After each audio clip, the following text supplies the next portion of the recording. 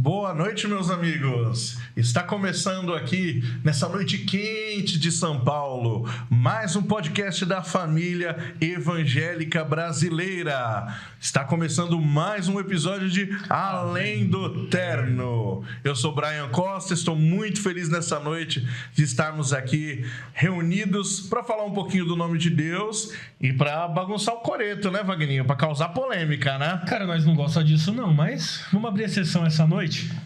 Esse é um Além do Terno especial, meus amigos. O camarada veio aqui uma vez, Abusado. gostou do negócio. Você viu, cara? E pegou e falou, vamos mais uma vez então? E a gente pegou e falou, como é que... Já foi um milagre a gente receber o cara a primeira vez? Foi. E agora a segunda, velho. O que a gente faz, Wagninho? Antes ele causa infarto na gente, né? Mandando mensagenzinhas anônimas. Mas ele veio e aí vai ser mais do que bem recebido, porque não vai precisar usar o terno, como da Nem primeira pendurar vez. o terno. Hoje o cabideiro tá aposentado. Tá aposentado. Já é de casa. Já entrou na sociedade. Já entrou, já faz parte, já veio com jurídico, já veio com tudo pra assinar a permanência dele e a volta mais vezes. Nós já compramos já o passe do menino, né? Já compramos e o passe é caro, filho. O passe é caro. Olha, Neymar tá batendo, tá chegando perto ali. Hoje, pra gente ganhar tempo, meus amigos, os nossos plim-plins aqui vão ser bem rápidos. Você que quer comprar um carro, você já conhece, você já nos segue, então entra lá no @ da Meu Car Hunter, entre em contato com o Adriano, teu carrinho tá garantido lá com preço especial. E se você precisar de imóveis de qualidade, rápida entrega, preço acessível, fala com a Tainá Imóveis. Liga lá pro Giovano, ele vai ter um preço, qualidade e acessibilidade para você. Quiser reformar sua casa, quiser reformar seu apartamento. Se o nosso convidado que já quiser arrumar a casinha dele, Tainá O projeto Imóveis. é dele, né? O projetista, ele já chega lá com o desenho, porque é arquiteto, mexe com Vulgo isso. Pastorzinho Arquiteto. Pastorzinho, arquiteto, pai amado. E para finalizar os nossos reclames, vocês já conhecem as nossas canecas. Hoje não tem presente para o nosso convidado, porque ele já é da casa. A caneca já ficou aqui esperando o homem, gente. Então, Real Souvenirs, contato com a Evelyn, compre sua caneca personalizada, presentei aquele que você ama. Então, sem mais delongas, apresenta o cabra aí, Wagner. Ele é tão de casa que já deixou até o copo aqui, Brian. Meu Deus. A noite de hoje tá quente e vai pegar fogo, porque nós estamos felizes por receber ele. A lenda, o homem, o mito. Sangue de Jesus. O pastor arquiteto do setor 17, quiçá do Ministério do Belém, pastor Felipe Alapenha. Seja bem-vindo, pastor. Muito obrigado. Mito não está em uma boa fase para ser utilizado esse termo. Mas, gente, é um prazer estar aqui de novo e bora! Então vamos lá? Então hoje, meus amigos, vocês que nos mandaram aí as caixinhas de pergunta, tem algumas perguntinhas aí guardadas aí, que nem a gente fala na escola, eu que sou professor, as perguntinhas de bolso, guardada. E hoje o pastor Felipe já tá aqui sem terno, tá tranquilo, porque é uma entrevista que a gente vai abordar os assuntos que a maioria não quer falar. Então, Sobra pra gente, né? pega sua pipoca, senta aí que o caldo vai entornar hoje. Vai. E vai ser coisa boa. Então vai lá, Wagninho, começa aí, ó. Pastor Felipinho, a gente já, no primeiro episódio que você esteve aqui, a gente bateu um papo, fizemos uma linha cronológica do homem que nomeou ali, declarou ali na sua vida as suas prioridades. Filho, marido, pai e pastor. É essa a sequência? Errei alguma coisa? Acho que uma ordem aí, né? Na ordem. Filho, marido, pai, depois pastor. Então, por isso que aqui hoje não me chame nada de pastor, chama pelo nome. Vamos lá, Felipinho. Felipinho como amigo. Eu e o Brian, a gente dirigiu... Ou Fê, né? Depende do nível. Do teor, da onde chegar o teor dessa conversa. A gente vai começar com o pastor, vai passar para Felipinho, Fê, e daqui a pouco vamos ver o que vai acontecer. Eu e o Brian, a gente dirigiu Mocidade por um tempo. Brian em Lar Nacional, eu aqui em Planalto 2. A amizade com você começou em relação à liderança. E essa amizade, ela só fortificou o trabalho que a gente exerceu. Porque logo depois disso você assumiu um setor, a mocidade do setor 17, e aí, por conta dessa aproximação de anos da amizade, isso fortaleceu também um trabalho de liderança. Como que foi trabalhar em relação a uma liderança setorial, a qual você já conhecia boa parte dos líderes quando você era líder de congregação? Prejudicou, aproximou ou afastou mais no trabalho de liderança?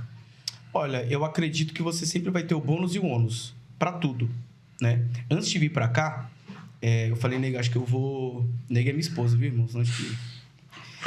Falei, neguinha, é o seguinte, eu vou no podcast lá e tal, acredito que vai ser um bate-papo com temas mais específicos, e eu estou entre amigos, né? E a Di fala uma coisa para mim que, para todo lugar que eu vou, seja para pregar, para fazer uma visita, ou até em uma reunião familiar, o que ela fala para mim é um fato. Ela diz assim para mim, você avaliou? Já analisou? Avaliou e analisou, percebeu que vai edificar? Então vai. Então, a minha vinda para cá foi avaliada, reavaliada, e eu estou entre amigos, né? Mas assim, hoje eu faço a obra de Deus, hoje, por bondade e misericórdia, nós pastoreamos, mas já lideramos, e antes de liderar ou pastorear, nós congregamos com amigos, né? E com o decorrer do tempo, a gente foi fortalecendo esses laços. Algumas pessoas a gente percebeu que ficaram, estão até hoje, outras se afastaram por N motivos, mas o cerne continua lá. E assim, eu respondo essa pergunta com uma outra pergunta, como Jesus sempre fazia. Você prefere fazer a obra dele com amigos ou com inimigos? Então você vai caminhar junto. A Bíblia diz o seguinte: andarão dois juntos se não estiverem de acordo? É um princípio. Ou seja, você vai entrar numa caminhada e numa jornada. Você vai entrar nessa jornada com alguém extremamente diferente de você? Você vai fazer algo relevante para o reino com uma pessoa que não gosta de orar como você? Com uma pessoa que não tem os mesmos mecanismos, ideias e destinos igual a você? Eu faço a obra de Deus com pessoas que são achegadas a mim, e eu faço a obra de Deus com pessoas que são meus amigos. Então eles vão ouvir coisas de mim que eu jamais falaria num púlpito. E eu vou transferir, eu vou conversar, eu vou citar para pessoas que são da igreja, congregam comigo, mas estão na minha prateleira de amigos. Então eu converso tranquilamente. O meu auxiliar, e eu não gosto do termo auxiliar, eu gosto daquele que anda junto comigo, e são mais de um. Eu tenho Dani, eu tenho Tiago, eu tenho o pastor Daniel Cuscuz. São pessoas que são meus amigos. E te garanto, é muito mais fácil fazer a obra de Deus com gente assim. É uma questão até bíblica, né? Enquanto a gente está conversando a mesma língua, o negócio flui. Você vê Paulo e Barnabé. Chegou um momento que não batia mais as ideias. Sim. Foi melhor se afastar para a obra continuar do que continuar juntos. E aí Paulo agrega com ele pessoas que têm a mesma linha de pensamento, né? Ele não andou sozinho. Brian, assim, Jesus, ele foi talvez no evangelho mesmo, né? Na questão neotestamentária, é o indivíduo que vai nos ensinar a elencar os níveis de amizade. Então, ele tinha 70 em um nível, 12 em um outro nível, 3 em um outro nível e 1 em outro nível. Amava todos? Sempre amou. Agora, para algumas coisas ele não compartilhava com todos. Agora, o fato de não compartilhar com todos não significa que ele não compartilhava com ninguém. No entanto, que a liderança da igreja cai no colo de quem? De um dos 70, de um dos 12 ou de um dos 3? De um dos 3. Vai. E o fato dele andar com esses 3 principais não significa que os 3 pensavam iguais. Pelo contrário. Mas o propósito era o mesmo. Pelo contrário. Quem prepara o caminho para Jesus chegar? Era amigo ou família? Família, era primo dele. No entanto, que você vai ver, talvez, de forma muito peculiar e singular, você vai ver que é uma das pouquíssimas vezes, se não a única, em que Jesus vai se retirar não só para orar, mas para ficar sozinho, porque ele sente a morte de João Batista? Não, ele sente a morte do seu primo. ele nunca deixou de ser homem. E isso, no dia a dia da igreja, influencia? E muito. Influencia e muito. Quando você está fragilizado, seja emocional, financeiramente, na igreja, é muito mais fácil você fazer uma obra de Deus, caminhar com pessoas que são amigas suas, porque na hora que você perguntar, hoje eu não vou para o culto, o pastor vai pregar em algum lugar, você vai fazer... Não. Quando você está com amigos de verdade, fazendo a obra de Deus, eles não vão perguntar para onde você vai. Vão entender. Eles simplesmente vão entender que naquele momento você não está disponível, seja por qual motivo for. Mas por ser amigo, eu vou contar o que está acontecendo. Eu não tenho um pingo de vergonha de falar que geralmente eu vou pregar, hoje raramente, que eu fico mais na congregação, ou eu estou a trabalho, ou eu estou naquele momento indisponível emocionalmente para estar ali. E eles vão entender. Entendem e ficam lá e vão me cobrir. Eu não conseguiria ter esse tipo de respaldo de inimigos. Imagina eu contando para um inimigo, hoje eu não estou bem espiritualmente, emocionalmente para ir para o culto. E esse camarada vai me cobrir lá na igreja. O que você acha que vai acontecer no púlpito da igreja? Você dá munição para ele. É perigoso surgir uma mensagem dizendo assim... É por isso que não se faz pastores como antigamente. Ainda é perigoso você ouvir uma dessa indiretamente depois. É real. E tem um meio termo também, né? A gente tem os amigos, a gente tem aqueles que não gostam da gente e tem as pessoas apáticas, né? Sim. Que vão estar ali para cumprir, bater o cartão, picar o cartão ali, não tá nem aí para... Tanto faz quem é o pastor que tá hoje, amanhã eu sei que troca. E também tem isso, aí tem que lidar com esses caras. Já né? entrou em um ciclo vicioso, né? Então essas pessoas, dificilmente você vai ver essas pessoas evoluindo, né? Porque elas já entraram em um sistema que elas mesmas criaram, de que assim, é assim mesmo. Converse com uma pessoa que está há 20, 25 anos em uma Assembleia de Deus, independente de qual seja o ministério. E eu falo de 3, né? Um dos principais. Belém, Madureira, Ipiranga, que são os mais conhecidos. E pergunte aí para alguém, pergunte para alguém que já teve várias trocas de pastores, o que elas vão dizer para você? Você vai ver um novo convertido olhando e falando assim para você: poxa, eu tô sofrendo, meu pastor vai embora, tal. Agora alguém que já teve várias trocas vai dizer: meu, mais um. Vida que segue. Mais um que vem, mais um que vai. E aí você tem aquilo que eu sempre falo, você tem um bônus e um ônus. Qual que é o bônus disso? Você não vai ter pessoas apegadas a homens. É um bônus. Qual o ônus disso? Qual o ônus? Você ficar vivendo uma vida cristã desapegado demais. Então assim, para mim pode trocar que eu fico no mesmo lugar. Isso é sinal de maturidade? Ao primeiro lance, sim. Agora, se você for a fundo, você vai ver o que está sendo desenvolvido para essa pessoa é o quê? É alguém que é madura mesmo ou é alguém que indiretamente está sendo induzido a não se apegar mais nada? E eu tenho para mim Brian e Wagninho, que são meus amigos. É muito difícil você gastar energia em um lugar onde dentro de você já existe um mecanismo de desapegar. Eu não vou me doar tanto aqui porque eu sei que daqui a pouco muda. Então, dificilmente hoje nas igrejas que tem essa rotatividade muito alta de pastores, você vai ver uma comunidade, uma congregação com uma entrega muito grande. Porque sabe que, vou dar um exemplo. Vamos fazer um mutirão para pintar a igreja. Década de 80, você tinha pelo menos 70%, 75% da igreja inteira lá dentro, se não for para mais, seja para pintar ou seja para pintar um rodapé como alguém pequeno e anão como eu. Agora, hoje em dia, vamos fazer um mutirão para pintar a igreja. Esses mesmos 70%, 75% vão pensar exatamente assim: eu vou pintar para quê? Daqui a pouco vai trocar de pastor e vai chegar outro e vai querer pintar de outra cor. Mudar a cor. Então, que sistema você está criando? De maturidade ou de alguém que não consegue se apegar? E se não se apega, não gasta energia ideal. É por isso que você vê as igrejas minguando. É um ponto a ser pensado. Mas é complicado a gente falar disso, porque se coloca... Vamos entrar nessa série, então.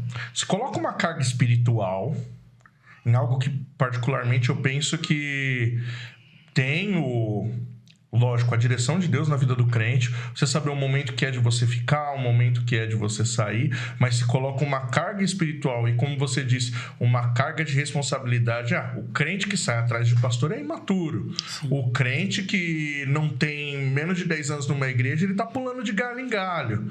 E aí as pessoas começam a criar um medo. E o que fica querendo sair? E nem sai... em nome de sustentar um personagem. Exato. Não se entrega pra obra e também não quer, não tem coragem de sair. E a gente tem pessoas que a gente já conversou, particular, assim, amigos nossos, que falam assim, você tá ali há 20 anos, tá na hora de você dar uma respirada. Vai dar um rolê. Você não precisa sair do ministério, vai pra outra congregação, tem congregações próximas. Porque a pessoa fica ali, parece que ela não é que cria raiz no sentido bom, né? Cria raiz no sentido de que atrapalha de você puxar as coisas. Eu acho que cria raiz. O problema é que tipo de planta está crescendo.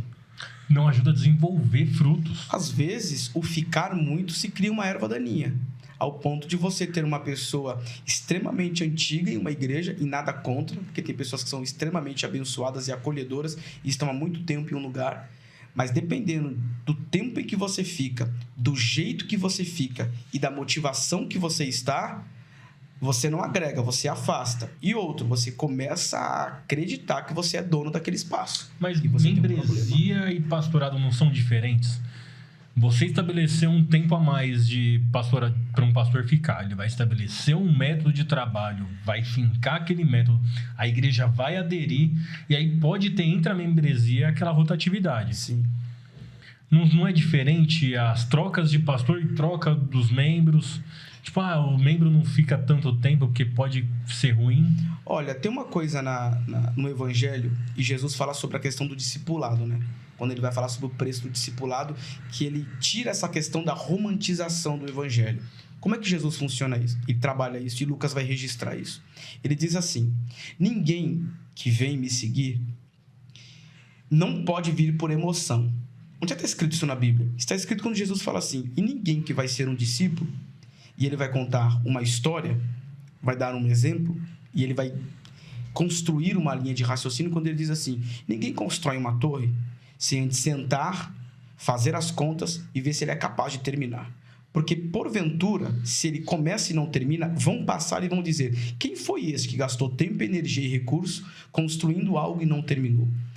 Tem gente que pensa que Jesus está falando de coisas financeiras ali. Não, ele está falando sobre discipulado. Ele está dizendo... quer me seguir? Venha me seguir. Mas assim, pensa, analisa, tira a emoção de lado, vê se você é capaz de construir uma coisa minimamente coerente e linear. E aí você vai. Então, assim, as pessoas hoje, para tomada de decisões, de onde congregar, onde ser pastoreada, onde se alimentar, as pessoas ainda, hoje não tão quanto antigamente, mas as pessoas ainda têm o mau hábito de dizer, não, eu estou sofrendo aqui, mas eu vou continuar orando para esperar que Deus vai falar para mim. Deus não vai falar com você, cara. Existe uma decisão, e Paulo vai dizer que nós temos a mente de Cristo. Se alguém falar para mim que Deus apareceu dizendo que eu tenho que casar com a minha esposa, eu vou estar mentindo. Eu não vou espiritualizar algo que não é espiritualizável. Você não acredita em profecia de casamento? Olha, casamento? De forma pontual, não vejo problema algum. O que eu não posso fazer é pegar um caso e transformar isso em regra. Entende? Então, assim, eu analiso, eu vejo, eu sei o que Deus tem na minha vida e sei, pelo que Deus tem na minha vida, onde eu quero chegar e onde Deus tem projetado para a minha vida. Isso vai envolver amor, vai envolver sentimento, vai envolver visual, vai envolver um pacote todo. Você escolhe uma moça de um bom caráter, bonita, porque eu nunca vi ninguém casar com a unção. Então, alguém que seja bonita aos meus olhos, atraente, que seja de oração, que tenha discrição, a gente vai escolher e vai seguir a vida. E assim, e vai dar certo. Foi assim que aconteceu comigo e com a Di. Eu orei 5 anos. E nesses 5 anos em que eu orei, eu pensei que Deus ia aparecer nesse percurso, eu novo na fé, dizendo assim, é ela, meu filho, vai pra cima. E vice-versa. Nunca aconteceu. Eu descobri que esses meus 5 anos de oração foi um teste de resistência, porque as profecias que eu recebi foram contrárias. Vocês ficaram juntos? Porra! Rapaz. Então você Não só contrariou pra as mim, quanto profecias, pra ela. então. Eu contrariei, graças a Deus. Porque senão outro estaria casado com ela e muito bem casado. Essa é a questão. Mas nesses 5 anos, muitas provações, muitas pessoas querendo interferir, e esses 5 anos de oração ajudaram a resistir. Mas não que Deus apareceu para dizer, não, mas a resistência. Depois, olha a conta como é que funciona a Braia Wagner. Depois de tudo que a gente resistiu, depois que tudo que ela resistiu, mesmo assim ela queria ficar comigo, falei, no dia que todo mundo virar as costas para mim, lá na frente essa mulher fica. E vice-versa, porque eu também aguentei poucas e boas. Então, assim, é a mulher certa, é a mulher ideal. E não há nada hoje que apareça ou que falem, porque a gente passou por um bom período de teste aí.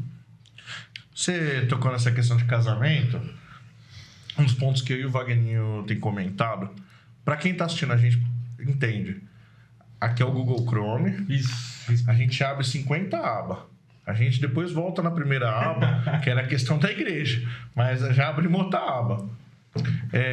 A galera já tá pegando o nosso jeito Uma de... loucura nossa. Você falou sobre a questão do casamento.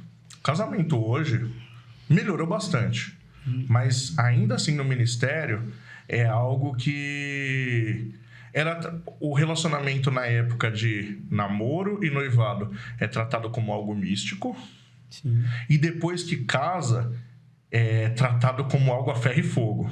Sim. Aguente tudo, suporte tudo, você toma uma surra, aguente. E seu marido é um tranqueira, aguente. Sim. Deus manda dizer que é pra você ficar apanhando. Deus vai matar ele, irmã Nadir. E aí, como você Câncer pra ele. vai mandar um câncer nele? Quem cuida? Deus cuida. O que seria, Felipe, um casamento, um relacionamento saudável à luz da Bíblia, para quem tá ouvindo, assistindo a gente? Porque, o jovem hoje é bombardeado de diversas teses. A gente está falando sobre o nosso ministério, mas hoje a gente já vê aí fora a tese de que não, o sexo antes do casamento é normal. Várias igrejas já banalizaram isso. Não, você tem que Mesmo se não conhecer. tendo sexo, você dormindo na mesma casa da namorada, tendo alguém lá, também não tem problema. Não tem problema. Trocar um nude de boa. Tranquilo. Né? A ovelha tira foto sem lã. Suave. E aí? É de boa mesmo? É nada. Isso deteriora o relacionamento lá na frente que você não tem ideia. Não tem ideia.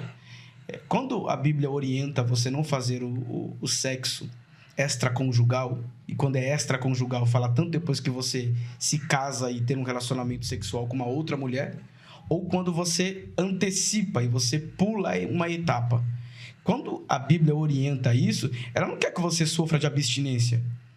Ela está te dando uma orientação que vai servir para o seu casamento. O problema é que algumas pessoas pegam isso acreditando que toda situação, antes de você entrar, você precisa fazer um test drive para saber se é bom o suficiente. Sim. Só que quem levanta indiretamente esta tese, se esquece que você está tratando com um ser humano, cara. Então, eu vou ter uma relação sexual com uma mulher, vou usar o exemplo da minha esposa, que hoje é minha esposa, não estou casado com ela, vou manter uma relação sexual com ela. Então, se eu não gostei, ok, vida que segue, ela vai pro canto dela, mas...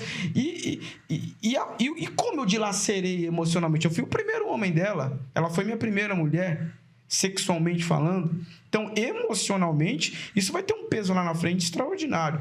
O problema é que, antigamente, você tinha os casamentos que eles perduram até hoje. E muita gente mais antiga se gloria por isso. Eu estou há 40, 50 anos casados. E quando você olha uma notificação dessa, antigamente eu olhava e falava assim, poxa, eu quero chegar. Mas hoje eu tenho um pouco mais de critério. Porque quem está falando que tem 50 anos de casado, deixa eu ver como é que é o casamento. Qual a qualidade? Porque não vale mais só Exato. o tempo. Que tipo de mulher, depois de 50 anos, essa mulher que contraiu esse cônjuge, o que ela se tornou?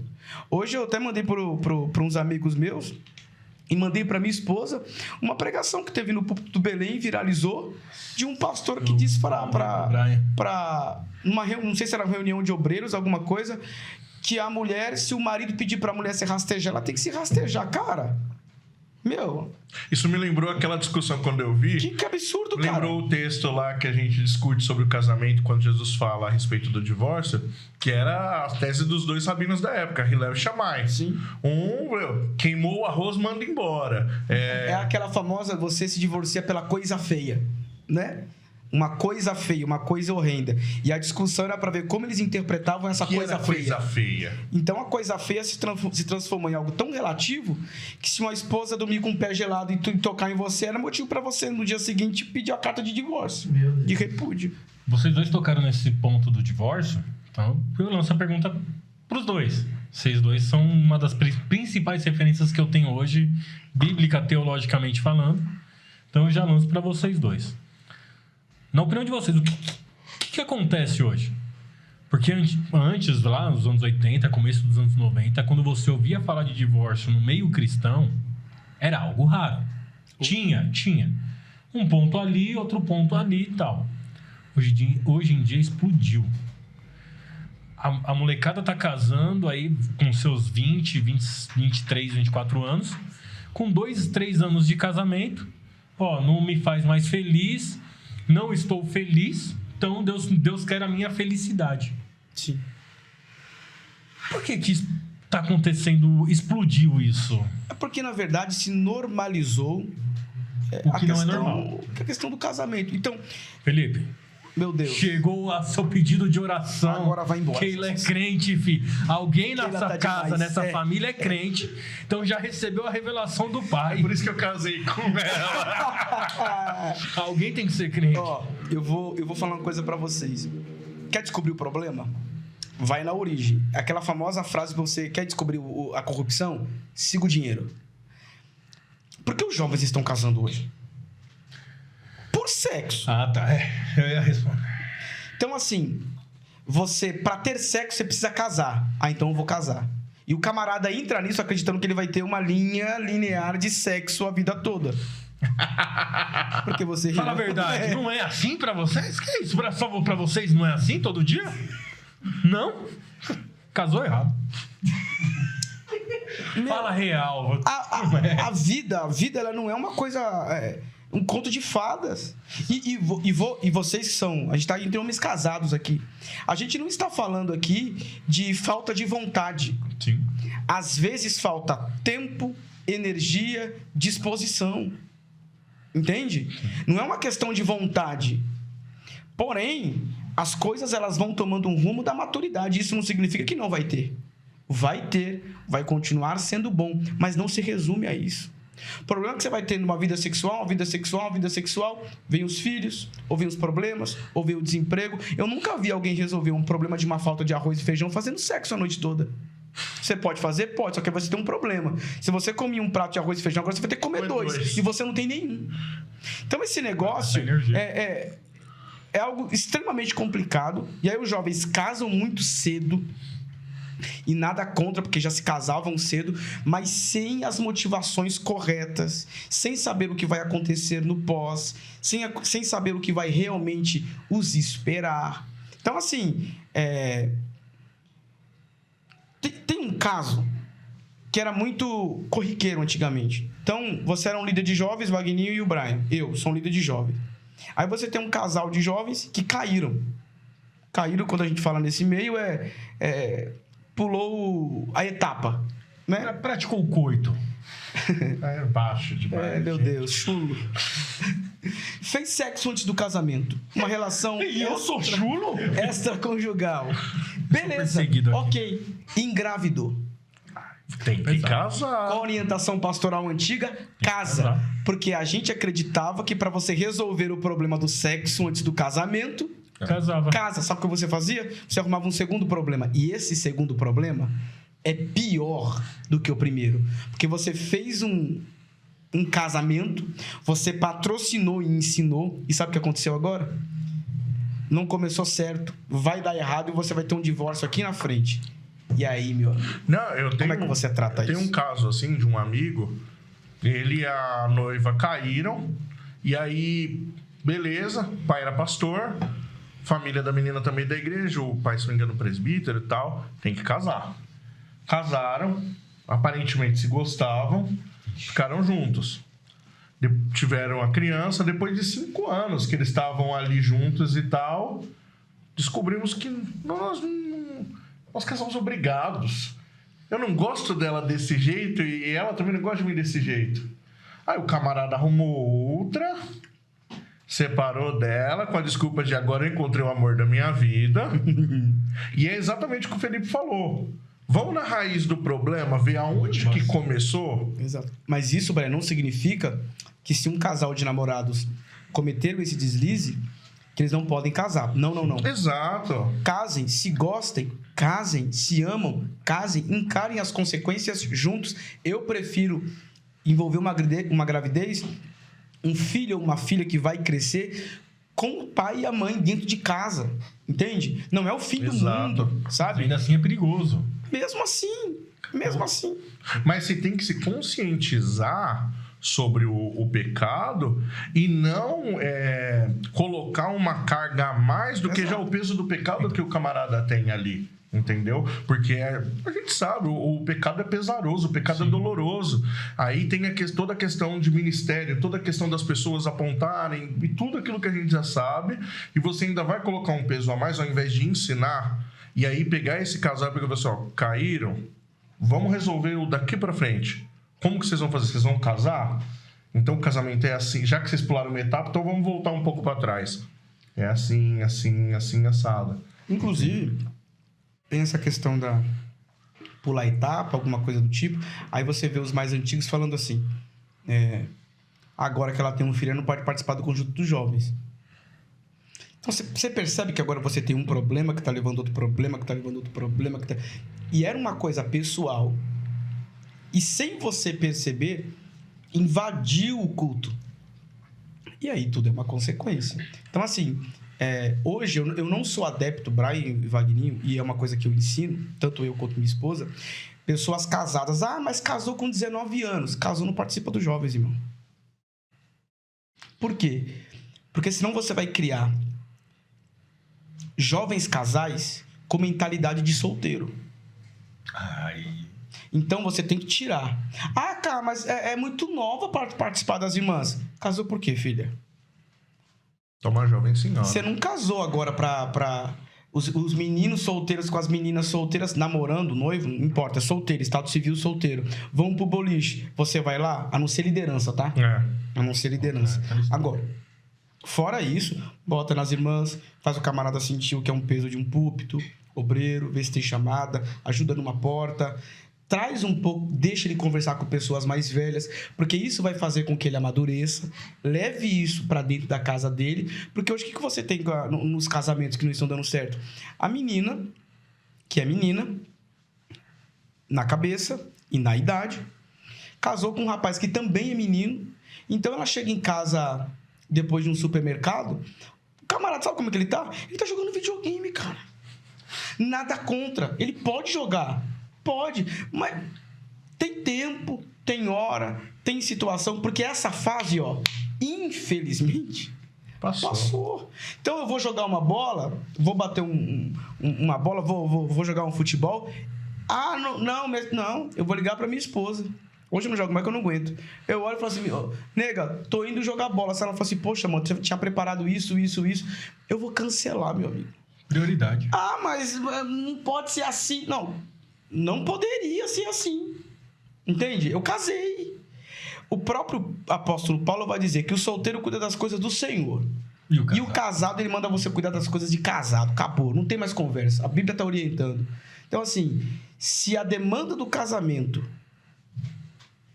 entrar em choque com a demanda da sua vida íntima e pessoal de solteiro, porque todo homem e mulher tem uma vibe de solteiro dentro de si, quando isso entrar em choque, entenda, olha para a aliança e veja onde é que você entrou.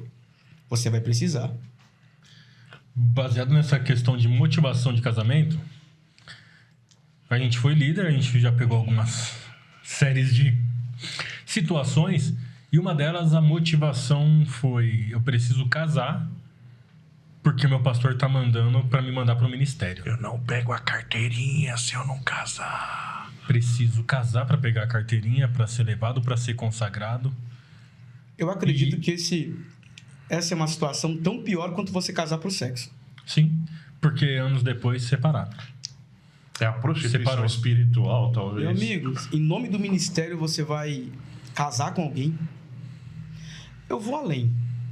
Porque a gente coloca um peso disso muito nos jovens. E quando você encara uma pessoa que já é de um certo tempo, antiga, e a gente vê muito acontecer, adquiriu certo tipo de estabilidade ministerial e aconteceu um problema e o camarada ou a irmã, mas principalmente o pastor, a gente tá falando de homem, né? Ficou viúvo. Ele pode casar de novo? Biblicamente? Pode. Pode. O que ele não pode é ouvir um conselho desse que eu vou falar agora e falar assim, não, você precisa casar. Você precisa casar. Porque senão a sua carreira ministerial ela está comprometida. Meu amigo, coitada dessa irmã. Isso eu não digo que não tem pessoas que já estão no segundo casamento por conta de uma viuvez, alguma coisa do tipo, e casaram porque realmente gostavam. Porque é bíblico você casar de novo quando Mas não é minimamente estranho quando isso acontece... Não é... Não. Agora, a rapidez? A rapidez. Não. Com 3 meses. 4 meses que enterrou a falecida. Misericórdia. E já casar. A pessoa não fechou nenhum olho, irmão. Não esfriou o corpo ainda. Não, você tá maluco. Você tocou no assunto dessa parte de obreiro. O que acontece com tanto divórcio em cima dos púlpitos? Que explodiu nos últimos anos. Eu acho que a conta chegou, né? Demanda represada. E Acho que chegou a conta. o novo casamento. Porque nós estamos falando de morte. A gente está falando de separação, de divórcio. Divórcio. Que em alguns casos foi comprovado que o cabra, ele aprontou. Sim. A troca é minimamente física. Sim. A de 50 já não me favorece. Foi pra novinha. Mas vou pegar metade, de 25. Olha, biblicamente falando, não tem saída. A única coisa que a Bíblia orienta, e é bom deixar claro, que Deus repudia o divórcio. Tá lá no livro do profeta Malaquias. Tem alguma coisa odeia. que aprove, não é o termo certo? Tem a sua exceção, que é a questão de um dos lados serem traídos, que é a questão da prostituição. E mesmo assim, a orientação é que se busque reconciliação. Não encontrando, e aí você vai na origem do porquê lá na lei de Moisés tinha a carta de repúdio e esse tipo de coisa, e Jesus traduz isso dizendo, aquilo na lei de Moisés foi inserido não por uma vontade divina, mas por conta da dureza do coração. Eu, quando sou lesado, traído, seja... E tem gente que acredita que a traição é só sexual. Não, meu amigo, você flertou... Dependendo de como você pensou, o beijo é uma traição, o flerte é uma traição.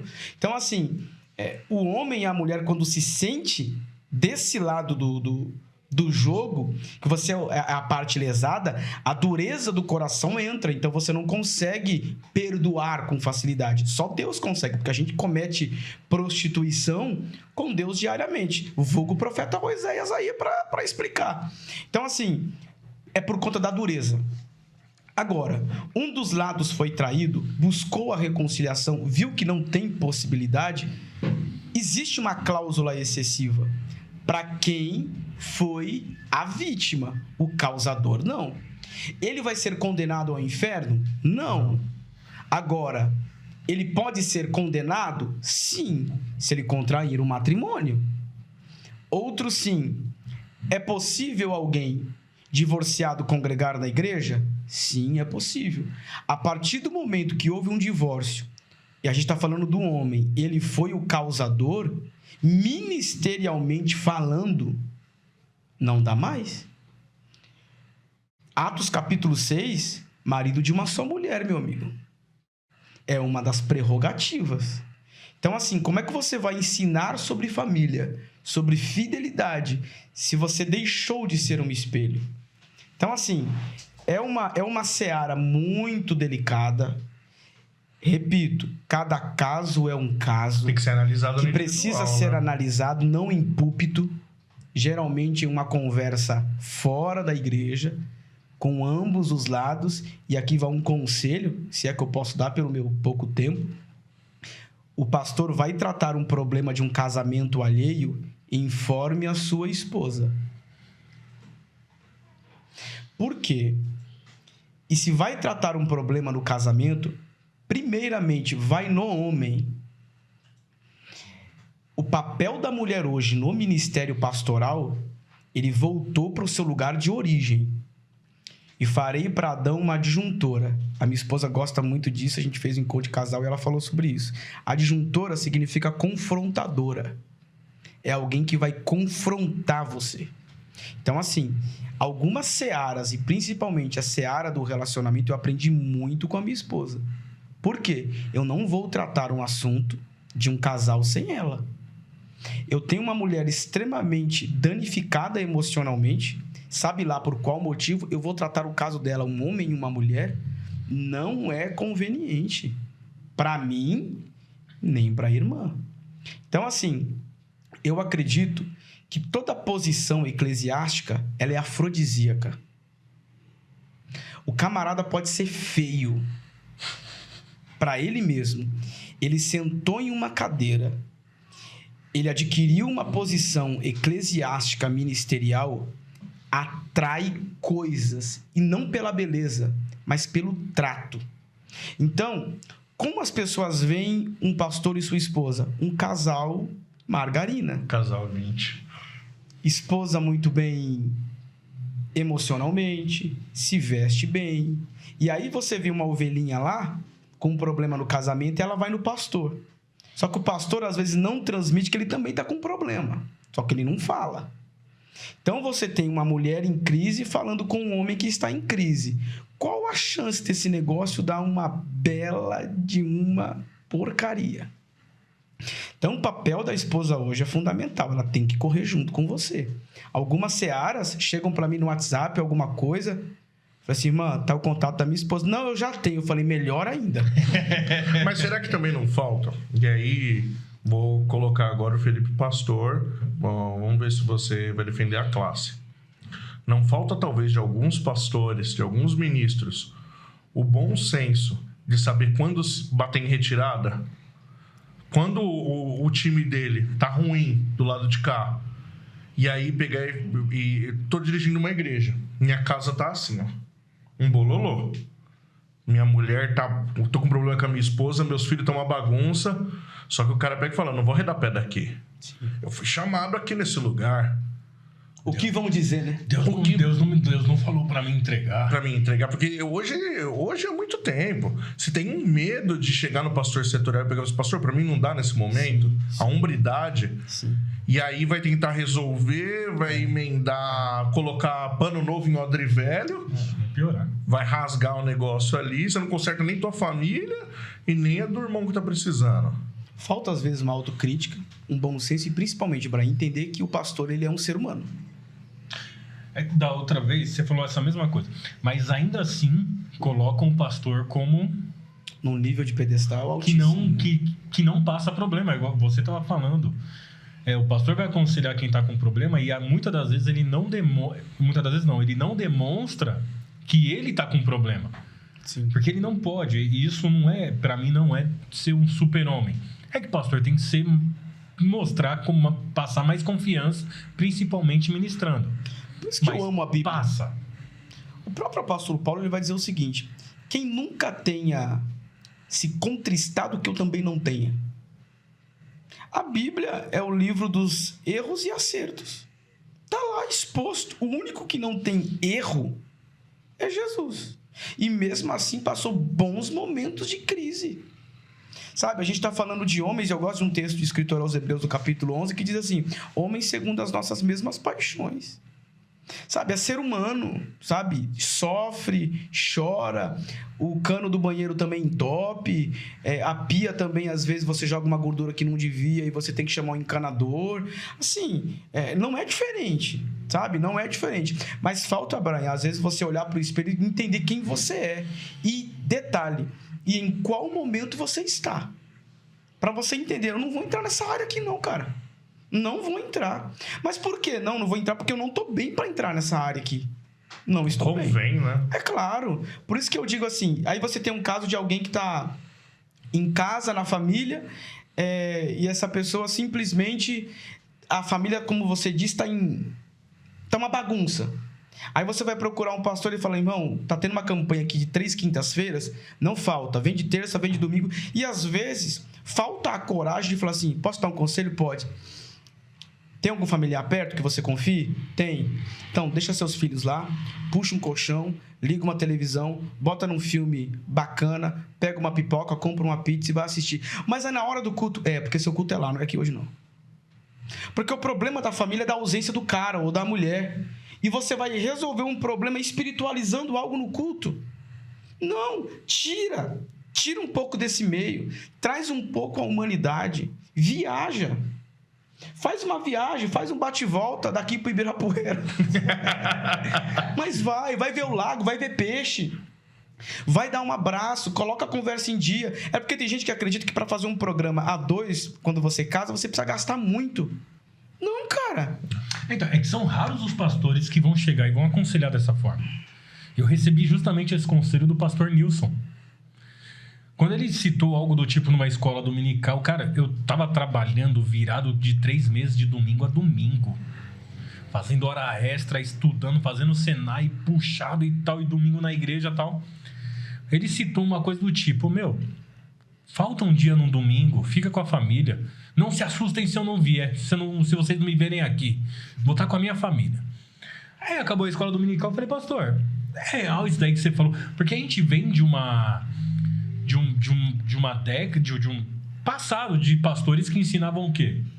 Seu lugar é na igreja, você tem que estar aqui, porque é aqui, todo dia vem, porque senão Deus não vai te abençoar, Deus vai pesar a mão em você e vai acabar com a sua casa.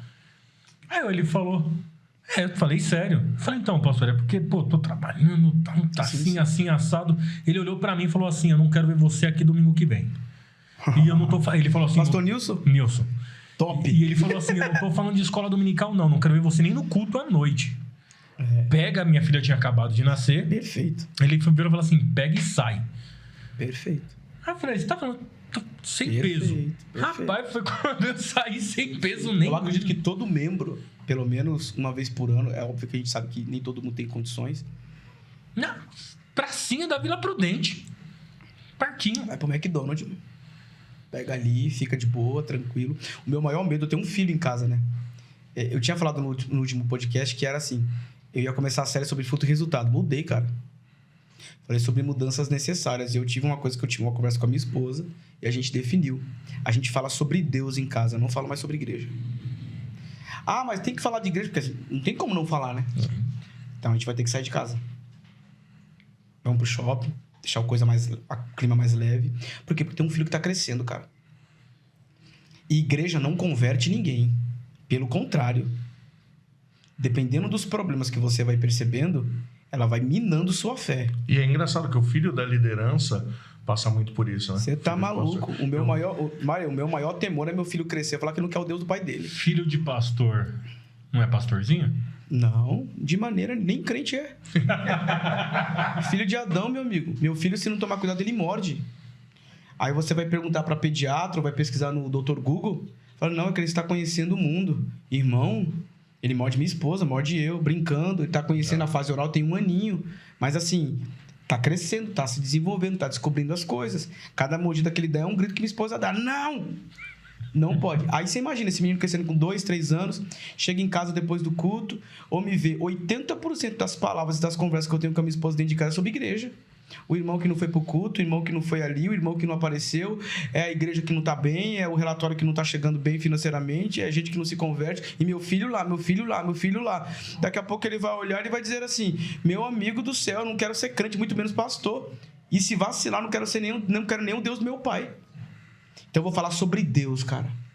O que Deus tem feito, o que Deus está fazendo. Para falar de igreja, eu e minha esposa hoje saímos de casa. Para tratar assuntos de igreja, se a gente puder tratar em casa, a gente trata. Que é uma visita de alguém que precisa tratar alguma coisa pontual.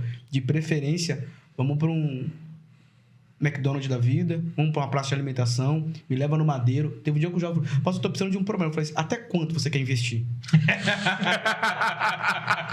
Ele, não, porque eu tô precisando de uma conversa leve. Então, leve não pode ser na igreja. Ele, na sua casa. Eu falei, muito menos, meu filho tá gritando lá. Então, assim, quanto você quer investir? O problema é grande? Então, meu amigo, Madeiro, Shopping Moca. Ele, mas quanto eu vou gastar? Eu falei, qual é o tamanho do seu problema? Então, assim, você vai... Mas sabe o que é isso? A gente brinca assim, obviamente que você não vai tratar baseado... Mas eu brinco assim, pra transformar na coisa minimamente leve, cara. Porque não tem quem aguente, não. O camarada já tá com problema. Oh, irmão, vamos na igreja. Você coloca um fundo musical, oceanos. Aí o cara, pastor, é o seguinte, eu tô com um problema e tal. E às vezes um problema é de posicionamento, mas aquele clima, aquela atmosfera, ele tá tão habituado a ir ali que ele vai acreditar que o problema dele ele vai resolver 3 vezes indo pro monte, enterrando o azeite e passando na testa, irmão. É que aqui no Belém, as igrejas, a maioria não são próprias, né? Eu vim da Madureira. Madureira, a maioria é templo próprio. Então tinha sala pastoral. Você tá louco. Rapaz, quando eu falo assim, ó, o pastor quer conversar com você lá na sala dele. Cara, eu fui chamado uma vez só, não deu muito certo isso aí, não. Sala pastoral? Porra. Só que eu era imaturo, né? Crente e tal. Mesmo na razão, cometi deslizes que jamais cometeria. Mas assim... serviu. Não precisava ser daquele jeito? Não precisava, porque eu fiz sofrer minha esposa, minha família, por uma falta de time, né? Mas assim, é complicado. E eu não sei vocês, mas quando o pastor mandou uma mensagem pra mim, meu amigo... E pior que o pastor, ele... Não sei, o pastor Wagner, ele tem essa prerrogativa, né? Ele manda uma mensagem, tô precisando falar com você. Aí você vai lá e... Irmão, você para tudo, irmão. Aí você vai lá e responde. Pode falar, pastor. Ele, meu amigo, amanhã na igreja você vem aqui que a gente... não faz isso. Se tu sofre de ansiedade, como é que fica? Eu não tenho mais ansiedade depois que Deus levou o meu filho, primeiro. Porque eu aprendi que Deus leva as coisas muito rápido. Então não adianta você viver o amanhã. Eu costumo dizer que o ansioso é o camarada que ele quer viver no futuro. E quando esse futuro chega, ele quer viver em um outro futuro. Então o ansioso é aquele camarada que busca uma coisa que nunca chega. Então assim... amanhã que vai falar? Beleza, amanhã a gente vai falar, irmão. Agora, se a gente puder evitar... O pastor é desse. Eu sofria isso quando eu via que tinha certas pessoas... fulano tá meu amigo, áudio. Pastor, do dia que ele foi falar que eu ia sair de São Nicolau para assumir outra congregação. Ele mandou sexta-feira, meu filho, tô precisando de você em uma outra congregação. Sexta-feira, ensaio das irmãs lá em São Nicolau. E minha esposa lá, e eu, meu Deus do céu. O pastor ligou. Falei, pastor, qual é? Não fala. Não fala, irmão. Depois de um tempo foi falando. E tal. Tem coisa que o pastor não fala. Ele vai matando você na unha, irmão. Vai na unha. Então eu falo, pastor, pelo amor de Deus. Fala, não, meu filho, não é nada demais. Agora é. Agora é. Então... A gente entrou nesse assunto de questão de casamento e tal. Quando a gente... Não, tranquilo. Quando a gente... Só um adendo, Brian. Fala. Teve um dia que tava tendo... Quando o pastor anuncia nas quartas-feiras ou nas santas ceias da vida que vai ter troca. Vão haver trocas. E ele fala, venha na próxima quarta-feira. Nossa. Aí, teve um dia... que ele falou assim, pros dirigentes, né? Pastor Wagner, se o teu telefone tocar, você vai ser trocado. Não fale a noite. Sábado à noite. Pra onde eu vou? Pra onde vou? Domingo de manhã, tô na igreja, meu telefone toca. Pastor Wagner. Você trocado. Eu olhei, mostrei assim pra dia, eu falei, nego, olha isso aqui, ó. Mas é só ligação ou mensagem? Ligação. O que é pra ligação é ligação, o que é pra mensagem é mensagem. Uma coisa dessa, misericórdia. Aí eu fui lá e... Não diga alô, diga pra onde eu vou. Falei, pastor, o que aconteceu? Ele falou assim, não, só pra ver se tá tudo bem. Fez. É aquele mini infarto, né? Ele sabe. Pastor Cosme idem, que assim, quando você não tira algo do pastor, você tem que ir nos próximos. Pastor, isso é antibíblico. Não, irmão. Jesus tá na última ceia. Na última ceia, Wagner, ele tá lá. Jesus vai lá e solta uma dessa. Aquele que mete um negócio aqui no bocado vai me trair. Imagina, nós tudo aqui, aquele que botar o negócio vai me trair. Pedro já fez assim para João. Você tá do lado dele. Já puxa aí o que é. Aí eu fui no código, falei, pastor, tá sabendo de alguma troca? O pastor Cosme me deixou no vácuo. Já sabia, no culto seguinte ele me viu e deu risada, irmão. Irmão. Aquele dia eu aprendi e vou fazer igual futuramente. Na unha. A gente entrou nessa questão do casamento. E aí, quando a gente falou que você ia vir aqui, a Keila e eu tem um assunto que a gente tem discutido há um bom tempo. E ela pegou e falou: joga isso na mesa pro Felipe. Joga isso na mesa. Eu vou falar, eu não sei, Luan, se não for family friendly, você dá um pi, por favor. Caio Fábio é maluco. Mas tem uma frase que ele falou esses tempos, e a gente, vendo um vídeo dele, a gente ficou com isso na cabeça. Talvez venha o corte aí. Você está assistindo o Caio Fábio, Brian. A gente assistiu tudo, né, pastor? Tem que conhecer os inimigos, né? Ele tem uma camisa com a foto do Caio Fábio. Essa foto é tudo do Che Guevara. É tudo metafísico, como ele fala. É tudo no universo metafísico. É em Nárnia, né? Por quê? E a gente sabe que você teve experiência com isso. Por que a igreja hoje se tornou o maior polo LGBT mais do que lá fora? Eu ia usar a frase que ele fala. Por que a igreja... Meu Deus, a gente não pode ser derrubado, pai. Porque, assim, hoje o que a gente vê de filho de obreiro... E não tô falando filho da irmãzinha ali, filho de obreiro. Camarada que tá de segunda a segunda na igreja. Com cargo. Com cargo e tal. Afeminado. Meninas... andando de mão dada, e quando você vai ver, escorregar um cai dois, que nem diria Islândia. É real. Escorregar um cai dois. Por que disso? Eu acho que é uma realidade que bateu na nossa porta de um problema que a gente virou as costas há pelo menos 2 décadas. Esses filhos, quantos anos têm? 15, 16, 19, por aí? Essa faixa, né? Então você tem um problema de 2 décadas para trás. O que aconteceu em 15 anos atrás? Na igreja. O que aconteceu 15 anos atrás nas famílias? Essas crianças que hoje são adolescentes entrando para a juventude, como é que elas viveram esse período de igreja há 15 anos atrás? Por que falo isso? Há 15 anos atrás, falar sobre sexo em casa em um lar evangélico era crime. Falar sobre masturbação com o filho, meu Deus.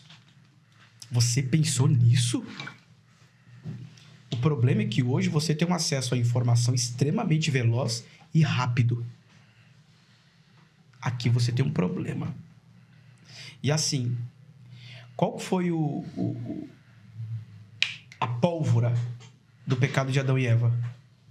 Curiosidade e acesso ao proibido. Então você cresce em uma família dizendo não pode, não pode, não pode, não pode, não pode, e não explica por que não pode. Você, sem perceber, está dizendo pode, vai, experimenta, que depois você me procura, independente da consequência que vier. Assim, o nosso problema hoje não é com o público gay. Não é. Por que não é?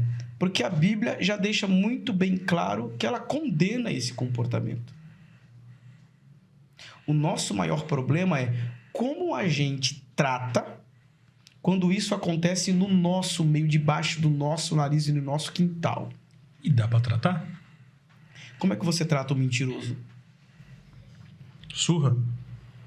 Não. Ah, meu Deus.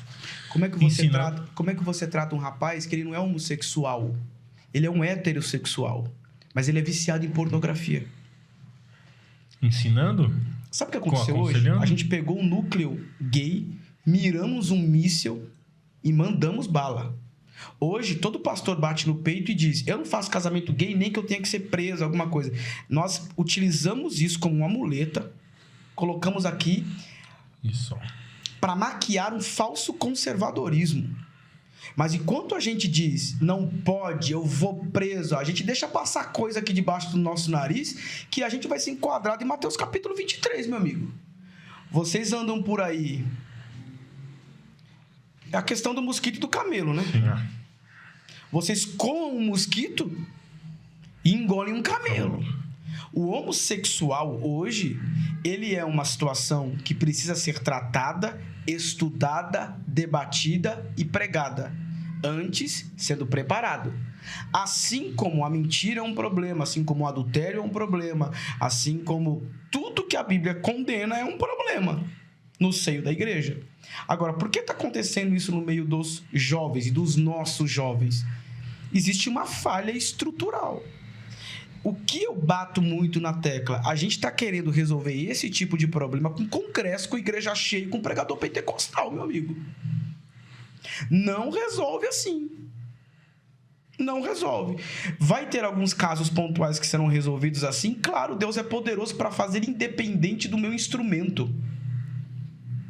Agora, existem métodos. Você não pode abertamente tratar um assunto desse. Percebeu que já tem uma entrada, trata, cara. Porque eu acho que a gente caiu num ponto, você falou isso sobre mentira, adultério e tal. A gente parece que tá entrando num viés da igreja católica, né? Dos pecadinhos, grandes pecados e pequenos pecados. Pecado grande pra igreja hoje é adultério, fornicação e agora tem e o homossexualismo. Ponto. O resto... Você sabia que não pode falar nem homossexualismo? O sufixo ismo é doença. É verdade. É homossexualidade, é comportamental. Mas é uma situação que a gente sequer... a gente gosta de bater, mas assim, tá debaixo do nosso nariz, cara. Você acha que isso pode ser... que a raiz disso vem muito do que a família apresenta dentro das casas, dos lares? Questão de... hoje em dia ainda. Questão de ensinamento, de conversa, de como eles apresentam Deus dentro do lar. Eu não tô querendo espiritualizar, mas a raiz de estar explodindo... Também. Mas tão nocivo quanto uma má programação da Netflix, tão nocivo como uma má programação do YouTube, tão nocivo como a ida... Como é que você controla a ida de um filho teu, de um sobrinho teu, de um primo teu para a escola? Então, assim, tão nocivo quanto a isso tudo, para mim tem um problema maior. A ausência. A serpente só se apresentou para Eva porque Adão se ausentou. Eu lhe digo, qualquer tipo de problema em uma família pode procurar, você vai encontrar a ausência de alguém. Encontra. A gente estava falando há pouco tempo atrás sobre o divórcio, né? Porque há tanto divórcio. Porque a menina às vezes casa querendo um pai, ela não quer um marido. O rapaz, ele está casando porque ele não quer uma esposa, ele quer uma mãe. Só que qual que é o tipo de mulher que ele quer casar, ô Brian? Ele quer uma mulher que cozinha pra ele, lava pra ele, só que a mãe dele já faz tudo isso. Só que ele precisa de alguém que o satisfaça na cama. E ele não pode fazer isso. Não pode fazer isso, não é edipismo. Então, é que dependendo da nação... Ele quer uma mãe no corpo de uma outra mulher. E não é isso. Então, assim, é um problema. Alguém se ausentou nesse percurso, permitindo que alguém ensinasse, introduzisse, falasse, ou falasse assim para ele: experimenta. Quem falou para experimentar, não sei. Alguém tocou onde não devia tocar, fora do tempo, fora da hora. Eu tenho um problema com menina com 13, 14 anos namorando. Por quê? 13, 14 anos não está formada emocionalmente, espiritualmente. O corpo ainda está em desenvolvimento. E aí você sofre uma baita de uma desilusão amorosa com o homem. E aí você cai na besteira e no crime de você estar vivendo em um mundo extremamente feminista, que diz assim, que você pode encontrar tudo que você tem em um homem em uma outra mulher. E aí? Mas para a menina ter namorado ou o rapaz ter namorado com 13, 14 anos, alguém permitiu. Quem permitiu? O pai ou a mãe. Ou, no mínimo, se omitiu, né? Se omitiu, entra e é enquadrado naquilo que eu acabei de falar. Alguém se ausentou, meu amigo. Porque assim, eu prefiro minha filha namorando debaixo do meu telhado. Com 13 anos. 13 cara, anos. Você tá se ausentando de um trem aí, meu amigo. Porque é sua responsabilidade. Você é o mantenedor, não só fisicamente, no que tange a alimento, mas você é o provedor emocional. Então, eu já ouvi a desculpa de pais que falaram assim: Eu não consigo controlar 24 horas. Então, estando debaixo do meu teto, eu consigo... Então, você não tá sendo... Então, deixa aí pra... Você não tá sendo homem de verdade pra cuidar da sua casa e falar e impor os limites. Não, 12 anos vai querer o quê na vida? Eu vou falar como professor que sou. Na escola, e vocês passaram por essa fase. O moleque de 12 anos, a idade mental é de 7, 8. E se não for menos, hein? É corrida, Hoje luta. Hoje é pior. É Dragon Ball. Dragon Ball. A mentalidade é essa. Então, o que é a minha... Sem referência, Sem mano. referência. Foi sem querer. Quem tá com mentalidade de 7? É o Corinthians. É o Corinthians. É o Palmeiras. Não, aí também você já foi... Não, pior que essa galera acha que tem mundial. Que mentalidade. Não, Mas continua. claro que tem. Aí, a menina, ela não vai olhar pra aquele Dá moleque. choquinho, mas... Pô, aquele moleque não tem nada de atrativo pra ela. Ela vai sempre procurar quem? Um moleque que tá no ensino médio. E isso eu vejo nas escolas claramente. As meninas de 12, 13 anos, quando começa a florar corpo, começa ali um negocinho, os caras do ensino médio vão lá e o objetivo a gente sabe qual que é. Claro. Com essa menina. Claro. Sim. E aí a família justamente entra nessa de não, tá debaixo das nossas asas. A gente tá vendo, é um bom menino. Um bom rapaz. É um menino legal. E aí você vê isso acontecendo dentro da igreja. Acontece. Que é pior. Não, é um menino de Deus. Ele é mais velho que ela, mas ele é de Deus. O dia que essa meninada entender a marca que você deixa no outro, quando você se relaciona fora do tempo, cara, meu amigo. E até onde você, como pastor, líder, pode chegar em relação a isso? Porque você não pode simplesmente falar assim, não, você não vai, eu sou seu pastor e estou mandando. Eu chego até o limite da paternidade e da maternidade que a pessoa tem. Eu costumo dizer que eu não sou fiscal e vigia de ninguém, irmão. Eu prego e eu tenho plena convicção que eu serei cobrado por Deus por aquilo que eu ensino. Não por aquilo que eu fui atrás, descobri ou vigiei. Eu tenho uma casa, eu tenho uma esposa e filho eu só tenho um só. Então, assim, um dia chegou uma irmã, esse tempo agora, 2, 3 meses atrás. Como é que esse pastor permite a minha filha namorar? Eu falei, como é que é? A filha é tua, irmão. Uai. Tá no meu nome, não. Não. A única coisa que eu posso fazer é minha mãe liberou. Eu falei assim, eu estou aqui para ajudar junto com a minha esposa no que vocês precisarem. Não tem o que fazer. Não dá. Agora, o meu filho eu vou ensinar. E mesmo assim a Bíblia diz, ensina o menino. Quando ele crescer, não se desviará dele. E aí tem gente que ainda interpreta esse trem errado. Eu ensinei porque tá desviado. Irmão, desviado ali não é fora da igreja, irmão. Desviado ali é que ele vai entender. Ele vai ser condenado, sabendo da verdade. E você tá com o sangue limpo nas suas mãos. Meu Deus. Simples assim. Ah, meu filho morreu, ensinei ele na igreja, morreu, tava assaltando, foi pro inferno. Uma grande chance. Foi lá pro inferno e tal. Eu ensinei, a Bíblia errou. Não, a Bíblia não errou, não. Pode ter certeza que naquela hora, quando a arma disparou alguma coisa, ele lembrou exatamente que ele não podia estar ali. Que tem um lugar de refúgio para ele, na casa dele, na igreja, e que tem um salvador. Agora, se deu tempo ou não, aí... É outra história. Cuidado com esse negócio de vou beber, irmão. Não. Porque esse negócio desse versículo que ele falou, forte, cara. Pesado. Porque justamente todas as interpretações que eu ouvi até esse momento era justamente desse. Não é promessa, cara. Era... Promessa é honrar pai e mãe e seus dias serão acrescentados. Então não adianta também, aproveitando um gancho, não adianta você fazer uma boa de uma cardio, fazer uma boa academia e não honrar pai e mãe. Você vai morrer sarado. É a única diferença. Então, assim, é um mandamento com promessa. Agora, ensina o menino no caminho que deve andar para que quando ele crescer não se desviará dele. É igual a questão do dízimo, cara. Quer entrar nisso mesmo? Não é uma questão. A questão do dízimo é o seguinte. A pessoa fala, um dia chegaram para mim e falou, pastor, eu tô apertado, vou dizimar ou não? Leia 2 Coríntios 9. Mas o pastor lê todo dia na igreja. Qual o versículo que ele lê? O 7. Do 7 ao 9. Deus ama o que dá com alegria. Só que tem o 10, irmão. E o 10, pouca gente tem acesso, que diz assim, Deus dá semente para semear e pão para comer. Quando alguém fala assim, como é que eu dou o dízimo? Olha para sua conta bancária. Vê se o dinheiro que está lá dentro é pão ou semente. Se for semente, o que é semente? Você conseguiu tirar o dinheiro do pão para sua casa e ainda sobrou, é semente. Então você semeia. Não é para usar semente como pão. Agora, se só tem pão, não pega o pão e usa como semente, porque não vai vingar. E não adianta usar Malaquias 3:10. Eu ia falar isso agora, o cara já me pediu. Não, mas o que a gente é ensinado é outra coisa. Você não pode dar o que sobra para Deus. O problema algumas pessoas têm dificuldade. Eu não me pego mais isso. O que vão achar, o que vão pensar, não me importa. Eu acredito que o termo dízimo, hoje ele é extremamente utilizado da forma errada. Porque é um termo que a gente utiliza no Antigo Testamento. Foi banalizado? Foi claro que foi banalizado. Porque assim, qual que era a funcionalidade do dízimo no Antigo Testamento? Manter os levitas na... Levitas, templo, órfãos e viúvas. Essa é a questão. Então, se você quer trazer esse princípio para o Novo Testamento utilizando esse termo, não é problema. Até porque o termo dízimo veio antes de Moisés.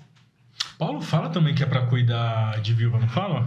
Claro, é um mandamento. A verdadeira religião é cuidar de órfãos e viúvas. O grande problema é o seguinte. No Novo Testamento, com Jesus e com os apóstolos, o sarrafo subiu. Então, adultério não é mais cair em sexo na cama, agora é se pensar. E no dinheiro a mesma coisa. Paulo vai dizer, cada um contribua segundo propôs o seu coração. Não é 10. Você pode usar a base do 10, mas nada te impede de você dar 20, 25. Então, assim, quando eu digo que foi banalizado, é o seguinte, o que importa é você colocar um valor no envelope para muita gente. Quem é um dizimista fiel hoje na igreja? Você sabe quem é? Eu não coloco a mão no fogo por ninguém. O dinheiro que aquela pessoa está depositando é segundo propôs o coração? É um altar de adoração que ela está entregando? Ou ela está colocando um valor, colocando no envelope, esperando algum tipo de benefício aqui, terreno? E quando eu digo terreno, é uma bênção de Deus... Barganhando, né? Ou uma promoção ministerial. Então, assim, cara... Eu gosto... todo mundo gosta de falar da viúva pobre que deu tudo, né? Mas ela deu tudo, mas era pouco. Mas para Jesus era muito. Por quê? Porque o que ela deu era no altar de adoração. Então, se alguém me perguntar assim, você acredita no dízimo? Acredito. Você dizima? Dizimo. Claro que dizimo. Opa! Dizimo o meu tempo. Dizimo a minha rotina. Dizimo o meu dinheiro. Dizimo tudo. Só que assim, existem fases na minha vida em que eu olho para minha conta bancária, por exemplo, ninguém sabe disso e eu vou falar. A gente estava saindo de uma perda de um filho. Eu vi o quanto minha esposa sofreu no hospital público, e não é garantia, tem gente que sofre também do particular. E eu tinha feito um convênio, e a Jean engravidou na sequência, glória a Deus, e o convênio, a carência é 1 ano. Então, o valor do parto, eu posso abrir aqui, passou de 12 mil. Eu não meti o dinheiro na igreja. Eu não tirei, agora eu dei tudo para a igreja que a gente tem que dar para mim. Não, cara. Eu administrei. E teve meses, teve um período em que eu olhei para minha conta bancária e falei assim, isso aqui não é semente. É pão. Isso aqui é pão, cara. Mas... Cara, eu sou pai. Eu sou casado, sabe? E eu não... O problema de todo religioso é quando ele encontra alguém que leu a Bíblia, irmão. Maravilha. Então, assim, ninguém vem falar pra mim o que é certo ou o que é errado. Tá no texto. Então, assim, agora, hoje em dia, eu dizimo. E se alguém perguntar pra mim, você dizima 10%? Tem dias e tem meses que eu dizimo 20%, 25%, 30%. Porque minha vida, graças a Deus, recebeu uma estabilidade e eu consigo pegar... Se eu ganho 1.000, eu não pego 100, eu pego 300, porque 700 dá para viver. Eu ergui um altar de adoração no meu coração e o mamão não manda na minha vida. Entende? Só que assim, ninguém vem procurar para mim e dizer assim para você, Wagner. Nossa, eu olhei o relatório hoje e eu vi que você entregou R$400, R$500 de dízimo e no mês passado você entregou só 50. Agora, quando você sempre entrega 50 e teve algum mês que você não entregou 50 e não... É pecado. Uai, é pecado quando não chega os 50, mas não é pecado quando passa de 50? Então, assim, existe uma banalização e existe também muitas pessoas que pegam o recorte do dízimo para acreditar que está sustentando o pastor e não está. Tem muita gente honesta. Tem muita gente honesta, tem muita gente que... A nossa igreja mesmo, até que prove o contrário, meu amigo. Ministerialmente, é obrigado a dar o dízimo. Ou Ministerialmente? Não? Ministerialmente. Eles te obrigam a dar o dízimo, como um pastor falando? Obrigação, eu não gosto do termo. Mas é um critério que eles utilizam. E por que eles utilizam este critério? Porque todo ministro precisa ser exemplo. Então, como é que você vai falar de casamento? Você tem um bom casamento. Sim. Como é que você vai falar de espiritualidade? Você está bem espiritual. Como é que você vai falar de finanças? Se você não crê... Eu não digo uma pessoa que não tem condições de dar naquele mês ou em um período. Não estou falando dessa pessoa. Eu estou falando de alguém que fala assim, eu não vou dar porque eu não gosto e não vejo necessidade. Essa pessoa ela tem um problema, e o problema dela não é o dízimo, o problema dela é que é mamão. A avareza tomou conta dela. Agora, ministerialmente falando, você precisa ser exemplo em tudo. Tem uma frase no mundão que eu gosto de utilizar, se você não está preparado, não desce pro play, irmão. Agora, eu não vou utilizar isso como critério fundamental, porque tem muita gente que dá o dízimo, é um péssimo obreiro. Péssimo cristão. Tem muita gente que dá o dízimo e não consegue... Abre aí rapidinho, você tem 10 segundos para abrir o segundo livro das crônicas. O camarada, meu amigo, ele vai precisar ir no índice. E um dos critérios para você ser um bom obreiro é aquele que maneja bem a palavra da verdade. Então, assim, algumas coisas estão tendo um peso muito grande. E aquilo que, às vezes, deveria ter um peso maior, não está tendo. É igual o seminário teológico. O que faz um líder e um pastor? Seminário teológico ou rebanho? Rebanho. Não adianta você saber de exegese, homilética e hermenêutica, se na hora que você vai pregar, você é um camarada estúpido que manda indireta, que é um bruto, um cavalo. Adiantou em que você saber de tudo isso? Não sabe ter trato com as pessoas. Exatamente. Rapaz. E o contrário também, né? Hoje, cada vez se requer mais um obreiro preparado, maneja bem a palavra. E posso te falar uma coisa, Brian? Para você, Wagninho, e vou externar uma situação para vocês? Com toda a convicção que eu estou falando, quando você é verdadeiro e você tira das pessoas o fardo de uma maldição que Cristo já levou, as pessoas elas serão livres para contribuir. E eu te garanto, aumenta. Porque não tem peso, não tem jugo. Entende? Assim como o culto. Não deu para ir nesse culto? O que está acontecendo? Está precisando de alguma ajuda? Não, está tudo bem, é que hoje eu tirei para ficar com a minha família em casa. Ô, meu amigo, Deus abençoe, obrigado pelo retorno. Te espero no próximo culto. Essa pessoa acabou de entender que ela é importante. E mesmo ela sendo importante, você como pastor está respeitando o espaço dela. Dá para ser saudável, cara. O problema é que a gente não permite. Essa é a questão. Eu lembro quando eu estava lá na IPB, lá a gente ofertava e dizimava de 15 em 15 dias. Tinha o rito no culto. Então era um domingo sim, um domingo não. Uhum. O pessoal ia lá, mesmo esquema que você fez lá na sua igreja, o gasofilaço, só ia lá, depositava, né? Ou tinha os obreiros que ficavam ali com o recolhimento ali, né? Que eu não gosto de falar salva, que meu Deus do céu. Mas... Porque não salva, né? Ficava ali, recolhia os dízimos e as ofertas e boa. E não era todo culto. Era de 15 em 15 dias. E lá, aqui a gente fala o setor, né? Lá é o presbitério, né? Regional. O presbitério tinha dado para a igreja que a gente congregava o selo de igreja dizimista fiel. Porque mesmo sem contribuição, sem momento de dizimar, de 15 em 15 dias, a igreja contribuía, e lá na IPB é diferente da gente aqui. O dinheiro ficava na congregação, uhum, e 10% ia para o presbitério, para poder fazer o quê? As manutenções nas igrejas. Mas isso é ensinado. São pessoas, acredito eu que são pastores que aqui apresentam para aprender, bebem de uma boa fonte, para poder passar isso com leveza para a igreja. Tranquilo, cara. Dízimo é bíblico. Dê o dízimo. Mas não dê o dízimo por obrigação. Dê porque você tem um altar de adoração no seu coração. E o dinheiro, Deus está te abençoando. E você sabe dividir o que é pão e o que é semente. Assim, é pecado você dar o dízimo? Não. É pecado você não dizimar?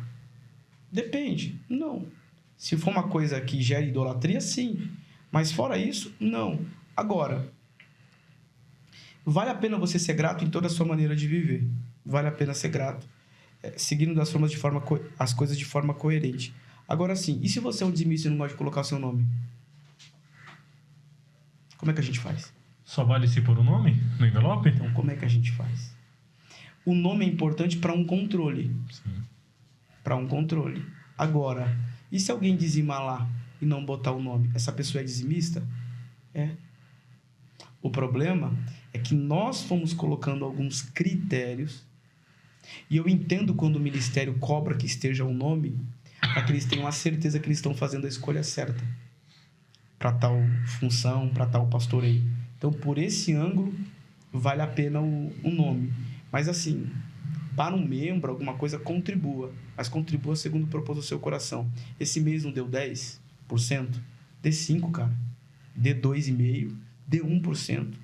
E se vale tanto e se custa tanto para algumas pessoas estar o seu nome, coloca o seu nome. R$2. Meu dízimo esse mês. R$2. Quem é que vai falar que você não dizimou? O problema é que a gente coloca preço no dízimo. E dízimo não tem preço. Dízimo tem valor. Eu vi um pastor um dia, que ele... Não vou falar o nome por uma questão de ética, né? E ele falava assim, pelo estilo de vida que fulano tem, isso aqui não é 10% da quantidade que ele ganha, não. Ô, irmão, calma aí, filho. A gente tá voltando para aquele tempo, então. Calma. Vocês lembram que antigamente... Não. Vocês pegaram o tempo que tinha o relatório no mural da igreja? Com a quantidade? Eu peguei um pouco. Valor? Ah, mas eu preciso de Bíblia. Qual o nome da viúva? Qual o nome da viúva? Aí você também não... Você quebra qualquer... Daí você... Qual o nome da viúva? Qual foi Mas o valor? usar a Bíblia também é fácil. 2 moedas, irmão. Vem na mão. 2 moedas. Então, assim, eu costumo dizer, é o que tem nesse mês. Pastor, eu dei uma olhada hoje e os meus 10% são R$2. Ah, mas 3 meses atrás foi 200. Foi, pastor. Mas esse mês aqui foi R$2. Bota. Você tocou na questão sobre critério. Vamos tocar... Só que assim, não bota 2 podendo dar 200. Aí... Porque também você é enquadrado. Porque a gente gosta também de puxar a sardinha pro nosso lado. Não, vou botar 2, ninguém vai poder questionar. Deus viu. E Deus sabe da sua intenção, né?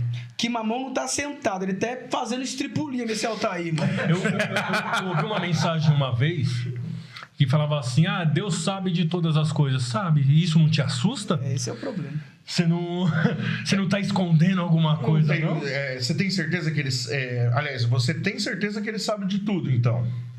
Então é assim. Entendeu? Isso pode voltar contra você no tribunal. Você falou sobre a questão da escolha do ministério. Do crivo e etc. Vamos tocar na ferida, então.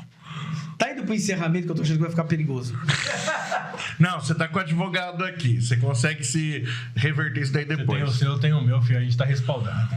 Uma coisa que a gente vê na Bíblia, que Paulo nos ensina, é que uns foram dados para pastores, outros para profetas, e piriri, pororó. É Deus quem dá, né? Várias funções para a edificação do corpo de Cristo. Sim. Hoje, a gente tem pessoas que batem no peito. Eu sou o pastor. Eu fui escolhido. Então, a gente deixa de acreditar por causa de um crivo, talvez, do ministério e tal, que se tornou uma escada. Você tem que ser cooperador. Para ser diácono, para ser presbítero, evangelista e pastor. E aí o camarada alcança um degrau ali na escadinha da fama, bate no peito, e se ele não estiver naquela função, a vida dele está acabada. Muitos a gente vê assim, que quando são tirados, quando são...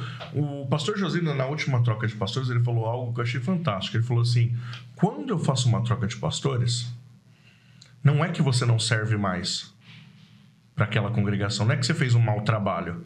Eu orei e entendi através do Senhor que aquele momento é hora de vir outra pessoa. Ou você vai ficar aqui na sede, me auxiliando, ou a gente, se for o caso, a gente vai colocar você em outro trabalho. Mas não é porque você não serve. É assim mesmo. E aí, o que a gente faz com uma geração não, né?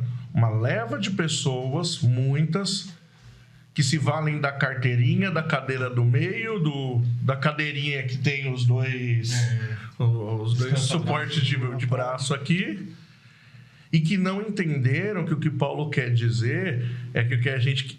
nós estamos, né? Você está numa função para o reino, né? O pastor Wagner, ele usa um termo muito, muito bem colocado, quando ele diz assim, você não é, você está. Entende? Então não é nada meu, estou ali para servir. É o ministro, né? O peretes. Remador. Remador.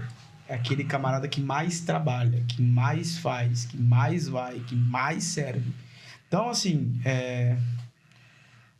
tem gente que acredita que se sair do cargo, ele deixa o cristianismo. Sabe, o seu cristianismo, o evangelho, não pode estar pautado na posição onde Deus, por graça, te botou, te colocou, né? E é um perigo. É uma má formação que vai ter consequências seríssimas emocionais lá na frente. Hoje você vê muitas pessoas mal resolvidas. Mal resolvidas. E quando você é mal resolvido, você vai para a igreja cobrando uma perfeição que na sua casa não tem, que na sua família não tem, que no seu trabalho não tem. Mas se você vai na igreja, pisa lá e cobra uma coisa que você não vive em nenhuma área da sua vida. Então, as pessoas, elas fazem isso com o pastor. A pessoa tem um problema no casamento. Ela quer no culto, ela quer que aquele problema no casamento seja resolvido por uma administração do pastor. É injusto, cara. É um peso muito grande, né? Então, assim, quanto mais maduro as pessoas forem, quanto mais Bíblia elas lerem, mais elas vão contribuir, mais elas vão orar, mais elas vão ajudar e mais elas serão saudáveis. A questão é a Bíblia. Leia a Bíblia. Busque a Deus. Não ore na igreja, ore fora, na sua casa, no seu trabalho. Tenha esse hábito normal e normativo que não vai ter problema, né? Mas não é frustrante você olhar e a gente às vezes repara e dá para saber quem tem um chamado para aquele específico cargo que ela tá. Como o Brian citou aqui, as palavras de Paulo, uns são dados apóstolos, pastores, mestres, doutores e tal. E quando a pessoa é colocada ali sem nenhum desses crivos? Um problema, né? É um problema. É um problema, se tornará um problema, vai gerar problemas, não só para a comunidade, né? Vai gerar um problema para si. A pior coisa que tem é quando você assume alguma coisa que você sabe que não era para estar ali, irmão. Você está ali para preencher uma lacuna ou para preencher uma vaga de alguém que foi procurado antes de você e não deu certo, e você vai lá e fica empurrando com a barriga, empurrando com a barriga, empurrando com a barriga, empurrando com a barriga, e a coisa nunca toma uma forma saudável. Aí você fica criando uns Frankensteins da vida aí, né? Uns camaradas frustrados que... Você comentou até isso, né? No último que você veio, quando você falou que em Vila Prudente você passou por todos os cargos e o que você entendeu que não dava certo é a regência, né? Não dá. Só voltando num ponto que é essa questão da transparência que a gente precisa ter, teve 2 pastores, que eu tive essa conversa. Pastor Jaime, que tá lá em Pirituba, tava casado com uma dívida terrível, tinha construído minha casa e da minha mãe, né, que tava do lado. Procurei o pastor, falei, pastor, eu não consigo dizimar. Eu tô com isso. Minha esposa na época não tava trabalhando. Então, assim, buffet pra pagar, tudo pra pagar, construir na casa. Falei, pastor, não dá. Me deu um abraço, falou, meu filho, seu dízimo acabou de ser entregue. O segundo pastor que eu procurei foi o pastor Wagner. Falei, pastor, tá acontecendo isso na minha vida e nesse período eu não tô conseguindo. Não sei o que aconteceu. Meu, o pastor Wagner não me chutou não, cara. Não me chutou. As palavras que ele utilizou foram as seguintes. Quem nunca, meu filho? Que Deus te dê a fé suficiente, que Deus abençoe você de forma que você consiga ter para devolver. Ô, irmão. Poxa. Entende? Então, aquilo que você recebe, você entrega. Agora, a gente não consegue responder. Eu acredito que tudo é um efeito em cadeia. alguém está sendo pressionado que vai pressionar você, que vai pressionar você, que vai pressionar você, que vai pressionar você. E eu tenho muito medo de quando a gente é pressionado, porque a gente perde a mão. Tem sempre uma raiz, né? Ah, cara, é dose. E uma hora alguém vai ceder. A corda vai estourar em algum ponto, Não tem né? como. O Não. perigo não tá aí.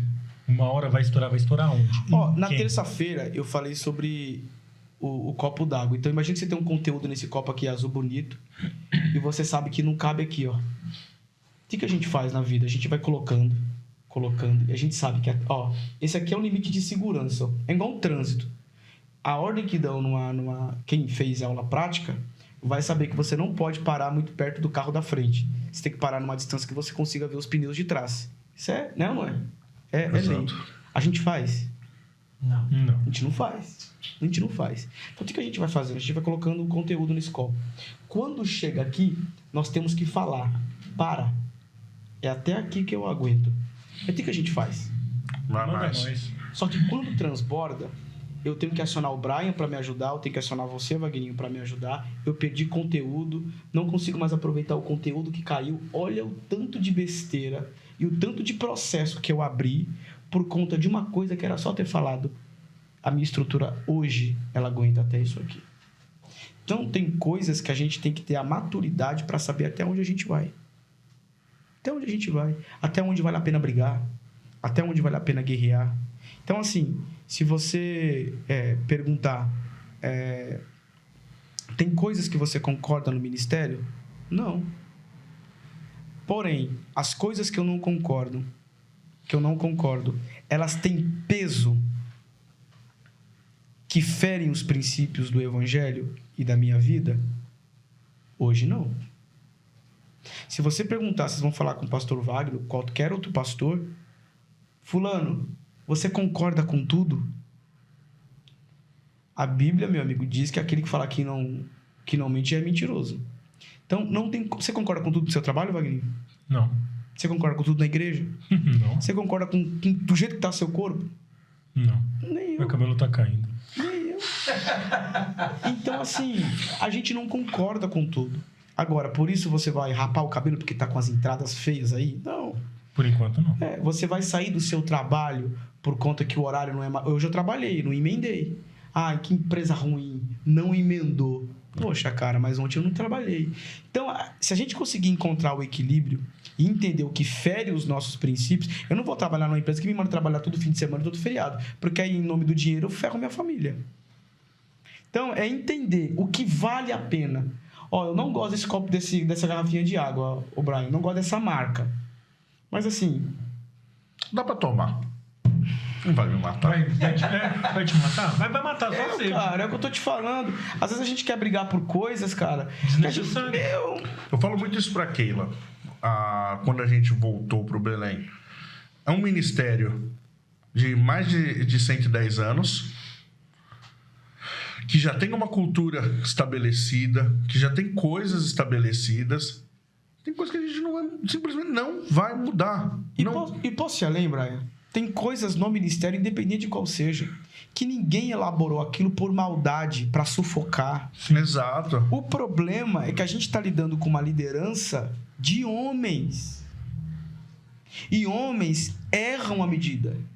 Homens tomam decisões que não eram para tomar. Isso os desqualifica como homens de Deus? Jamais. Não, cara. Sabe? Eu não sei. Você acha correto o apóstolo Paulo, lá em 1 Coríntios capítulo 5, falar assim: eu entreguei a alma desse camarada a Satanás? Perdeu a linha. Ficou bravinho. Ah, não, desqualifiquei ele por ser apóstolo. Não, cara. Era uma situação que precisava de uma reação e de uma resposta radical. A altura. E tanto que depois, lá em 2 Coríntios, ele vem e remenda essa situação, né? Ele vem e fala: calma, é assim? Para essa situação, mas nós temos que ter amor e etc.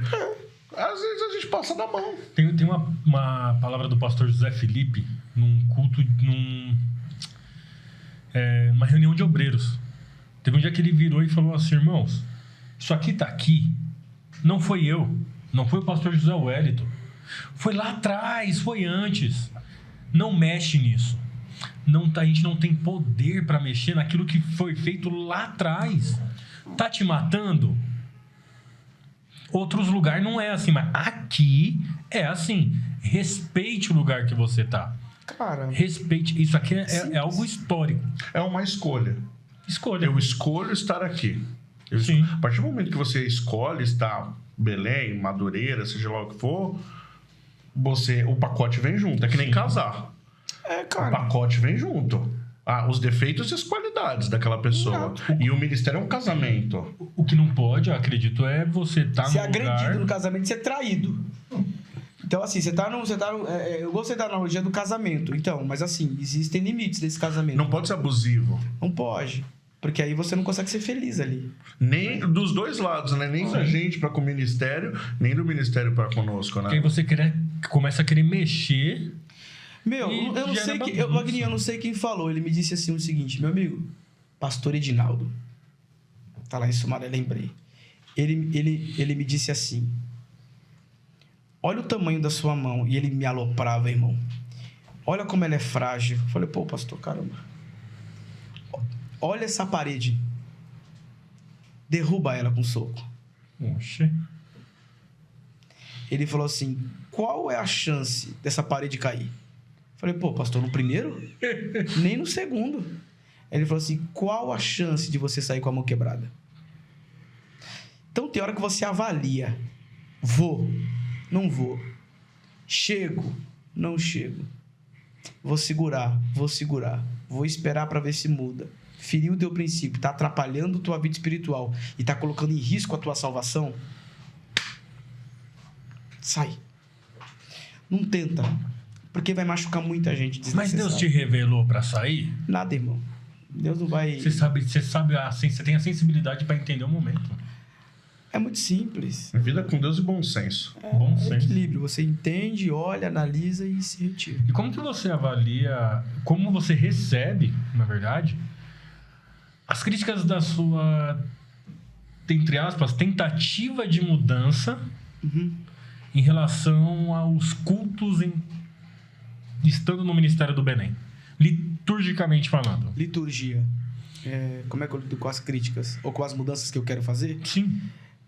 Porque você vem de um sucesso ministerial, é o termo? Não sei. É um case de sucesso. A gente pode usar assim. Vamos colocar sucesso, porque eu aprendi uma coisa com esse rapaz, que tem uma diferença entre fruto e resultado. Sucesso é para resultado. Mas resultado e fruto é a mesma coisa? Na cabeça de quem falou isso. Isso, cara. É um pastor que tem gerado frutos. Sim. Vamos arrumar. É um pastor que tem frutos e a árvore que tem fruto, todo mundo quer dar uma pauladinha para... E a sua forma de transmitir, de fazer o culto, de gerir um culto, é um pouco na contramão daquilo que o ministério está acostumado. Pode ser. Está acostumado. Não estou falando que Pode ser. não está certo ou está errado. Não. Posso usar uma referência? Sim. O saudoso, pastor Davi Araújo. Sim. Belemita, até ontem pastor setorial, que hoje dorme com o senhor. Dorme também tá mais vivo do que nós, irmão. É verdade. Tá aguardando só o toque. Dormir é coisa de adventista. Não, dormir já é um pouco assim. Então, assim, como é que ele fazia o culto no Belém? Ele foi meu líder, um dos meus líderes da Almadeb na época. No meio do culto, ele puxava um momento de adoração, alguma coisa. Ele não feria a liturgia do culto. Ele não tirava os hinos da harpa. Então, como é que eu faço? Como é que eu tento fazer? Eu não vou mexer na estrutura da igreja, como a gente falou agora. Sim. Hino da harpa, até porque são inspirados, tal. Agora, eu não preciso seguir essa sequência. 2 hinos da harpa, leitura oficial, oração, irmãs, mocidade, crianças, recolha as ofertas, pregação, avise e vai embora. Robótico, né? Dá para você 2 hinos da harpa, momento de adoração, leitura oficial. Pede para alguém trazer uma palavra. Vamos fazer o momento do clamor. Bota as irmãs. Então você, na verdade, você não está tirando. Você não está mexendo. Você está dando vida Porque para mim a liturgia do Belém ou de qualquer outra denominação, ele te dá uma linha de raciocínio. É a mesma coisa de você falar assim, o seu carro ele funciona com a primeira, com a segunda, com a terceira, com a quarta e com a quinta. E a ré. Como você vai utilizar no percurso da sua jornada esse conjunto é uma coisa que você vai sentir. Eu falava assim, eu gostava de dirigir carro automático. Aí teve um camarada que disse assim, a melhor coisa que tem é o carro manual. Eu falei, meu amigo, dependendo do carro, não é porque você fica com a dor nas costas terrível. Ele falou assim, porque você sente o carro. Então você acelera. Vai daqui pra minha casa na segunda. Teu carro só falta falar, irmão. Passa, pelo amor de Deus, a terceira. E quando chegar na terceira, por favor, vai na quarta. Pegou uma estrada, linha reta, vai na quinta e descansa o pé esquerdo da embreagem. Então, no culto, ele te dá uma linha de raciocínio. Tem que ter os hinos da harpa, tem que ter a contribuição, os departamentos vão louvar, tem que ter uma leitura oficial. Como você vai organizar e dar vida para isso? A ordem dos fatores não vão alterar o resultado, o pastor o produto. Wagner fez isso daí na última reunião. Ele falou assim, irmãos, eu percebi que muita gente depois fica me perguntando os avisos. Então, não dou aviso mais depois da pregação. Eu dou antes. Foi. Você tá... Sim. Ele mudou em quê? Na verdade, ele entendeu uma situação. Aquilo foi a chave para mim fazer a contribuição que eu disse no podcast anterior para colocar o podcast... para colocar a contribuição depois da mensagem. Aquele foi o gatilho que você sentir, exatamente, você falou do carro, é sentir, um insight, ó, não tá dando certo. Pra mim, toda liturgia, ela é engessada. Mesmo a minha. O meu negócio é mais moderno, eu vou colocar uns 2 hinos no worship e vou já direto pra pregação, fazer todo mundo orar pelos pedidos. Se seguir assim 3 cultos, ela acabou de ser engessada. Sim. Liturgia é isso, né? Linha de raciocínio. Então, o que o Belém dá e qualquer ministério dá, ele te dá uma linha. É aqui, ó, você tem que ter louvor, palavra e ministração. Essa é a linha. Vai de você. Eu sou mais jovem, outro é mais antigo, outro vai dar o prazer para dar testemunho, outro não. Outro vai orar depois da leitura oficial, outro antes. Vocês lembram antes? É que eu não... Nessa época eu não era do Belém, era da Madureira. Mas lá na Madureira tinha a questão assim. A leitura oficial... O pastor escolhia quem ia fazer a leitura oficial e era a mesma leitura quando o pastor ia pregar da palavra. Sim. Por quê? Pessoal, essa é a palavra da noite. Já começava a mastigar ali e depois ele só nem precisava fazer a leitura, né? Só vinha com a ministração em si, né? Na verdade, eu tive um pastor Oswaldo, que tá lá em Marília, eu acho. E ele me ensinou assim. Acredito que é o correto. Se o pastor da congregação onde você está pedir para você fazer a leitura oficial, antigamente tinha muito isso, ninguém sabia quem ia pregar. Ele te chamou para fazer a leitura oficial. Você leu um texto na leitura oficial. Você, Felipe, eu li. E quando deu 7 horas, ele falou assim, Felipe, vem trazer a mensagem. Aí eu tenho que estar amarrado nessa aqui. Agora, você fez uma leitura oficial. Eu não vou pregar isso aí, não. Estudei outra coisa. Agora, é uma coerência, entendeu? É uma linha. Agora, quem ensinou assim, ó... Irmão, o cara tem que ser expert em Bíblia. Um cara... Imagina se alguém quer me ferrar. Porque tem muito isso. Aí o cara vai lá e lê uma genealogia, irmão. Lá em Crônicas. Ô, irmão. Aí tem que orar Espírito Santo. E dá aí pra pregar. Não, pronto, se alguém pega sobre a genealogia de Jesus, eu ia pregar sobre pessoas imperfeitas que vão cumprir o seu chamado. Dá pra fazer. O cara acabou de mandar uma mensagem. O cara acabou de mandar uma mensagem aqui na hora. Agora, Crônicas eu quero ver você montar. Embaçado. Pô. Porque são genealogias ali que Na não vai hora, chegar. tá um branco, puxa um gatilho. Eu só ouvi uma. Família, né? Familiar, né? E esse gerou aí, esse gerou aí. Então, Diferença lá de Gênesis 5, né? Eu só ouvi uma. Que entre Enoque andou com Deus. Aí dá certo. Aí virou outra coisa, Sim, né? Agora, e quando ninguém Então, gerou ninguém? então, Irmão? duas. Quando ninguém virou ninguém. Aí acabou. Entrando nessa questão de Enoque, eu ouvi uma pregação, inclusive uma sua, lá na igreja do pastor Adriano, não esqueço, Congresso de Mocidade, e sobre Crônicas 7. Eu tenho que ver, eu não lembro ao certo, que fala sobre Elisama, Eliada e Elifelete. Ah, sim. Falou de pregação, eu lembrei a pregação que Deus te usou pra falar comigo, que a gente conversou no último podcast. Raça de víboras. Graças a Deus não. Foi sua pregação sobre Miriam olhando o cesto indo embora.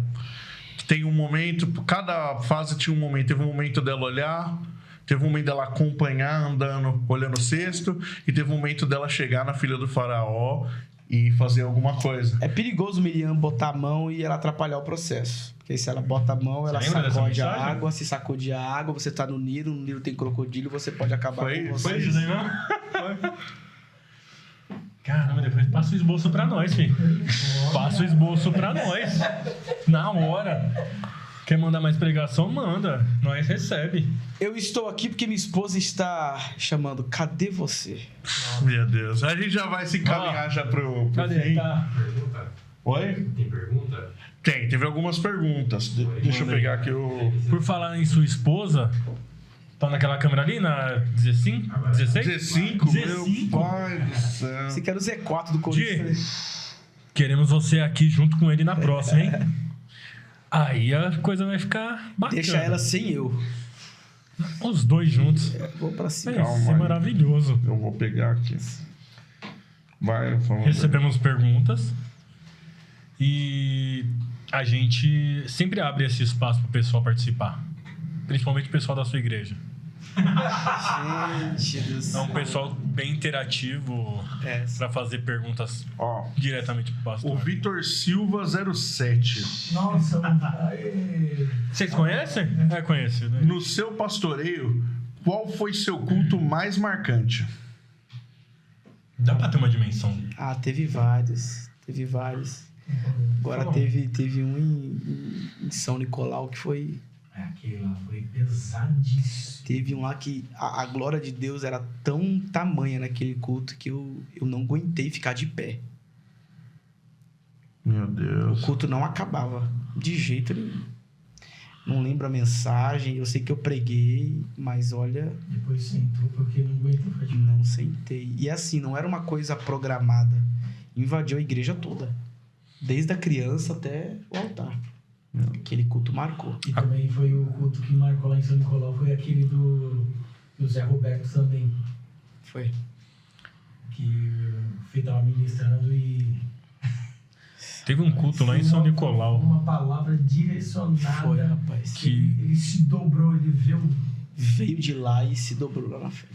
Inclusive o Júnior Rios, fotógrafo. Não, é o Não. Júnior Alves, o fotógrafo. Júnior Alves, É o o fotógrafo. O Juninho do 11? Não sei de onde ele é. Porque Ele o Júnior era o que... É um que tirava foto. É o Júnior. Que a Júnior esposa Alves. tava cantando. Camila. Isso. Esse Saudosa mesmo, Camila. Saudosa Camila. Eu tava nesse culto, a gente tava passando por um momento de... Qual igreja congregar, junto com a minha esposa. Tava sem carro na época. Falei pra ela, vamos pegar um ônibus aqui, vamos ali, São Nicolau. Chegamos lá, fomos bem recebidos. Cara, foi um culto, uma Santa Ceia tão fora do comum, que eu não sei o que aconteceu. Você simplesmente trocou de camisa do nada. MacGyver. Do nada. Ele tava pregando já, estilo pastor Adriano, já puxou a gravata. Falei, vixe, quando puxa a gravata, tirou a gravata. Sei que eu tava de olho fechado, a glória de Deus desceu. Quando abriu o olho de novo, eu falei assim, ué, ele não tava com essa camisa, não. O que aconteceu com Foi esse... transladado, Do irmão. nada. Então dá pra você dimensionar... Tem uns cultos que ficam na memória Fica. da gente. Um culto mesmo que eu... Congresso do domingo de manhã da Mocidade do Setor, que o Gilmar Fiuza pregou. Sim, E o formatando, né? cantor da praça os cantores da praça. cantou, irmão. Ele falou sobre a ovelha malhada. Meu amigo... Não, aquele foi, foi o Rodney. Rodney Romano, a sim. Ovelha Vermelha. Rodney Romano, isso mesmo. Foi um congresso que ficou marcado também. Mas tem uns aí bons Tem uma outra pergunta, essa não vou ler o nome do pra guardar. santo. É bom. Ele tinha perguntado assim, desde o podcast passado. O senhor pretende sair fora do Ministério Belém? Ou Belém Forever? Foi mais ou menos assim, né? Olha, Tatuado no coração. tatuado na alma. Olha, eu sou de Cristo. Eu sou de Cristo. Acontece amanhã.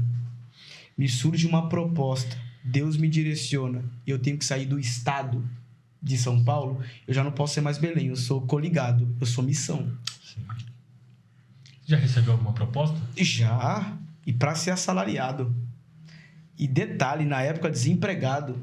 E de um desses 3 ministérios que eu falei, Ipiranga, Madureira, Belém não. Ipiranga, Madureira. Então, o Belém foi o único que não te chamou? Eu já estou?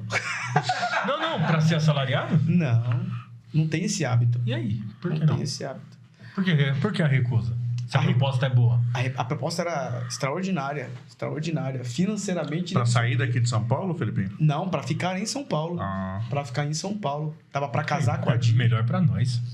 Pra casar com a Di, mas não aceitei por convicção. Por convicção. Não me arrependo. Mas a saída é assim, cara... Se você perguntar pra alguém, você pretende sair? Hoje eu estou aqui. E é o que eu falo. Eu não permito mais viver um amanhã. Não permito. Hoje eu estou aqui. Hoje eu sou crente em Jesus, membro do Ministério do Belém, e estou aqui no Ministério do Belém. E detalhe, de corpo, alma e espírito. Amanhã, a Bíblia diz, deixa o amanhã cuidar do seu mal. Cada dia que eu sou. Não vou mais fazer isso. Se alguém perguntar assim, amanhã você vai estar na sua mesma empresa? Hoje eu estou muito bem. Diga-se de passagem, eu acabei de ser promovido. Que há uns benção. 3 meses atrás. E amanhã? Amanhã pode me mandar embora. Sim. Hoje eu estou no Belém. Amanhã o pastor Wagner, meu filho, preciso que você largue a congregação, venha ficar aqui na sede e tudo bem. E aí? Pastor Wagner sai, acontece alguma coisa, acontece um problema, eu tenho que mudar de casa, não estou conseguindo arcar com as consequências, vou para onde? Então, a nossa vida está na mão de Deus. Agora, se você me perguntar hoje eu consigo ser bem pastoreado, sou crente e estou exercendo o que eu estou fazendo. Então, seria incoerente da minha parte estar vivendo hoje pensando no amanhã. Então, eu estou hoje aqui. Uma outra pergunta, isso veio lá da onde eu trabalho, seria mais direcionado ao pastor Josino, mas como você é pastor, bem requisitado setorialmente e ministerialmente, aqui em São Paulo, no Ministério do Belém, pediram para te perguntar o seguinte, o que você acha sobre os usos e costumes em relação ao Ministério do Belém? Acha que algum dia pode dar uma flexibilizada? Já está acontecendo. Não é Oficialmente. Assim um dia. Oficialmente, acredito que toda palavra oficial, ela antecede um caminho sendo preparado. Antigamente, falar de gente barbuda era escárnio. Pinta cabelo. Hoje você vê tanto as mulheres, você vê gente na orquestra, você ainda não vê no púlpito. Sim. No púlpito. Você não vê mais algumas coisas, mas eu acredito que é uma questão de tempo, porque usos e costumes são culturais. Eles têm um prazo de validade. Então, antigamente, na Assembleia de Deus, você viu os homens chegando de chapéu. Hoje, quando aconteceu essa mudança? Essa mudança acontece de forma saudável. Agora, isso impede de alguém servir a Cristo? Acredito que não. Agora, se você tiver o desprazer de alguém que cobre isso de você como critério de salvação, você está no lugar errado. Então, assim, eu sei que para mim estar no púlpito, eu preciso usar o terno e a gravata. Isso vai mudar? É o que eu falei. Assim como, você pretende sair do Belém? Cara, você acha que um dia vão tirar o terno e a gravata? Não sei. Não sei. Pode acontecer que sim, pode acontecer que não, mas é um critério de salvação? Não. Se você perguntar para mim num calor desse, você gosta de usar gravata? Não. Mas assim, se eu botar em um calor, vai me impedir, vai fechar minha mente ao ponto de não conseguir pregar? Também não. Então a gente bota. Tanto que, além do terno hoje, nem de terno nenhum tá. Tô aqui igual festa junina, irmão. Eu tô que nem uma criança de 7 anos gorda. Cara, eu ia vir com a camisa do Homem de Ferro. Não deu tempo. Essa questão dos usos e costumes, foi uma coisa que ela nunca foi tratada. O ministério nunca colocou isso como um critério de salvação. E a gente sabe que não é, biblicamente. Sim. Mas a gente sempre ouve os relatos, né? A igreja condenava, a igreja fazia isso e aquilo outro. É o que eu falei, é regida por homens que não fazem por mal. Às vezes, na ânsia de você querer manter uma identidade, às vezes você passa um pouco do limite. É complicado. A minha sogra conta que quando ela era moça, lá no Mato Grosso, Ministério Missão, né, Belém, cortou, ela tinha o cabelo até o meio da perna, quase no joelho. Nossa. Ela não podia cortar. Sim. Ela cortou 3 dedos, o pastor falou, cada dedo é um mês de banco Era que você assim vai mesmo, ficar. E eles não faziam isso por maldade, vai por mim. Servia pra aquela época, não é? É o que eu Entra falei, nesse ela caso. pegou o banco, ficou, Depois cumpriu, voltou. Desviou? continuou na igreja. Outro tempo. Agora, se fizesse hoje, desvia. Meu Deus. Você entende? Mudou o tempo, mudou a pessoa. Fere mais o ego hoje em dia do que antigamente. Claro, nós não gostamos de ser contrariados. É. A gente detesta ser mandado. Alguém por cima da gente, homem como a gente, falando assim, você não pode, não é conveniente, a gente reclama. Então vamos encaminhando já pro final dessa parte 2. A gente vai estender um convite aqui pro senhor. Depois a gente conversa em off. Mas o senhor já é um sócio aqui do Além do Terno. Majoritário. Então, quando o senhor tiver um tempo, para quem está assistindo a gente vai ter Pastor Felipe aqui mais vezes. Mas a gente quer estender o convite ao senhor e aí depois a gente conversa com calma para o senhor estar aqui desse lado com alguns convidados, conduzindo aí as entrevistas, vamos lá. apresentando aí, mudando um pouco as carinhas dos quadros. Vamos fazer um debate. O pastor Roberto pediu pra gente fazer um entre ele e o Paulo Oliveira. Paulo Oliveira. Quem falou isso aí? O Roberto. Roberto. Porque o Roberto é Arminiano. E o Paulinho? Paulinho calvinista. Paulinho é Paulo calvinista Oliveira. ainda? Calvinista. Até onde a gente sabe, sim. Ele pegou e falou, marca um debate É, não. lá, gente. Queremos você aqui Paulinho também, não é hein? calvinista. É o calvinista mais pentecostal que Só eu conheço. sobrou eu de calvinista, então. Ele vai ser- Não, a gente tá falando de Você crente, também é calma. calvinista? É, a gente tá Você falando de acredita? crente. Você não acredita no livre-arbítrio? Não, Eu vim aqui porque Deus mandou. já tava Pré-programado. pré-programado. É isso que eu tenho que aturar. O debate de todo calvinista e arminiano é o seguinte, entre a soberania e a presciência de Deus. Esse debate é bom. Eu sei que lá no céu, quando a gente chegar lá, Já tá programado que vai vocês pro vão céu, né? descobrir que vocês eram calvinistas. Já tava pré-programado pra vocês. Já tava pré-programado. Ou você vai descobrir lá e vai perceber que todo mundo era arminiano. É o que eu costumo dizer. Você é o quê? Eu falei, eu sou calviniano. Boa. Porque tem coisas que é muito complicado você afirmar ferro e fogo que o homem tem livre-arbítrio. Outras você não consegue, como é a questão da salvação. Certo? Eu não Pra sou quem- nenhum nem outro. Aqui é Belém, meu filho. Para quem nos acompanhou, a gente quer agradecer vocês por essa noite maravilhosa, por vocês estarem aqui acompanhando essa parte 2 aqui com esses assuntos mais calientes, mais temperados aqui. A gente quer agradecer você, Felipinho, pelo carinho, pela amizade, por trazer um pouco mais de graça e conhecimento para a vida dos nossos espectadores.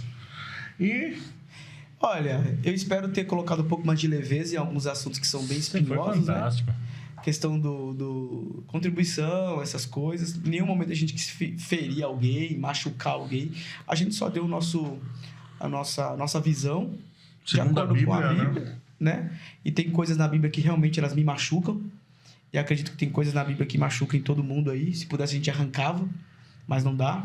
É parâmetro bíblico. Espero que a gente tenha edificado algumas pessoas e vamos para a próxima. Da próxima vez espero estar aqui com a minha esposa. show! Vocês vão descobrir que o negócio é ela, não sou eu. Ah, a gente quer muito que isso aconteça. E para você que nos acompanhou nesse episódio do Além do Terno, não se esqueça de compartilhar esse vídeo com seus amigos, os cortes vão sair logo após também. Não esqueça de se inscrever no nosso canal, macetar o dedo no like aqui embaixo, Comenta. comentar para dar uma você engajada gostou, legal, se você chega gostou, deixa perguntas, o Felipe já é da casa, vai voltar aqui mais vezes e a Aquela gente vai pergunta. aproveitando. O irmão Felipe, o pastor Felipe, ele pode voltar aqui nessa igreja? Os irmãos podem dizer um amém aí nos comentários? Eu lembrei do Silvio Santos, né? O fone de ouvido. Você troca sua mãe por uma geladeira duplex? Tem um amigo meu que ele trocaria o pai por um PlayStation. Jesus, Vamos terminar amado. essa live aí. Mas porque ele não conheceu o pai dele. É os amigos do O Vagninho. Wagner é totalmente maluco. Deus abençoe vocês e até a nossa próxima transmissão. Um abraço. Vai, Corinthians.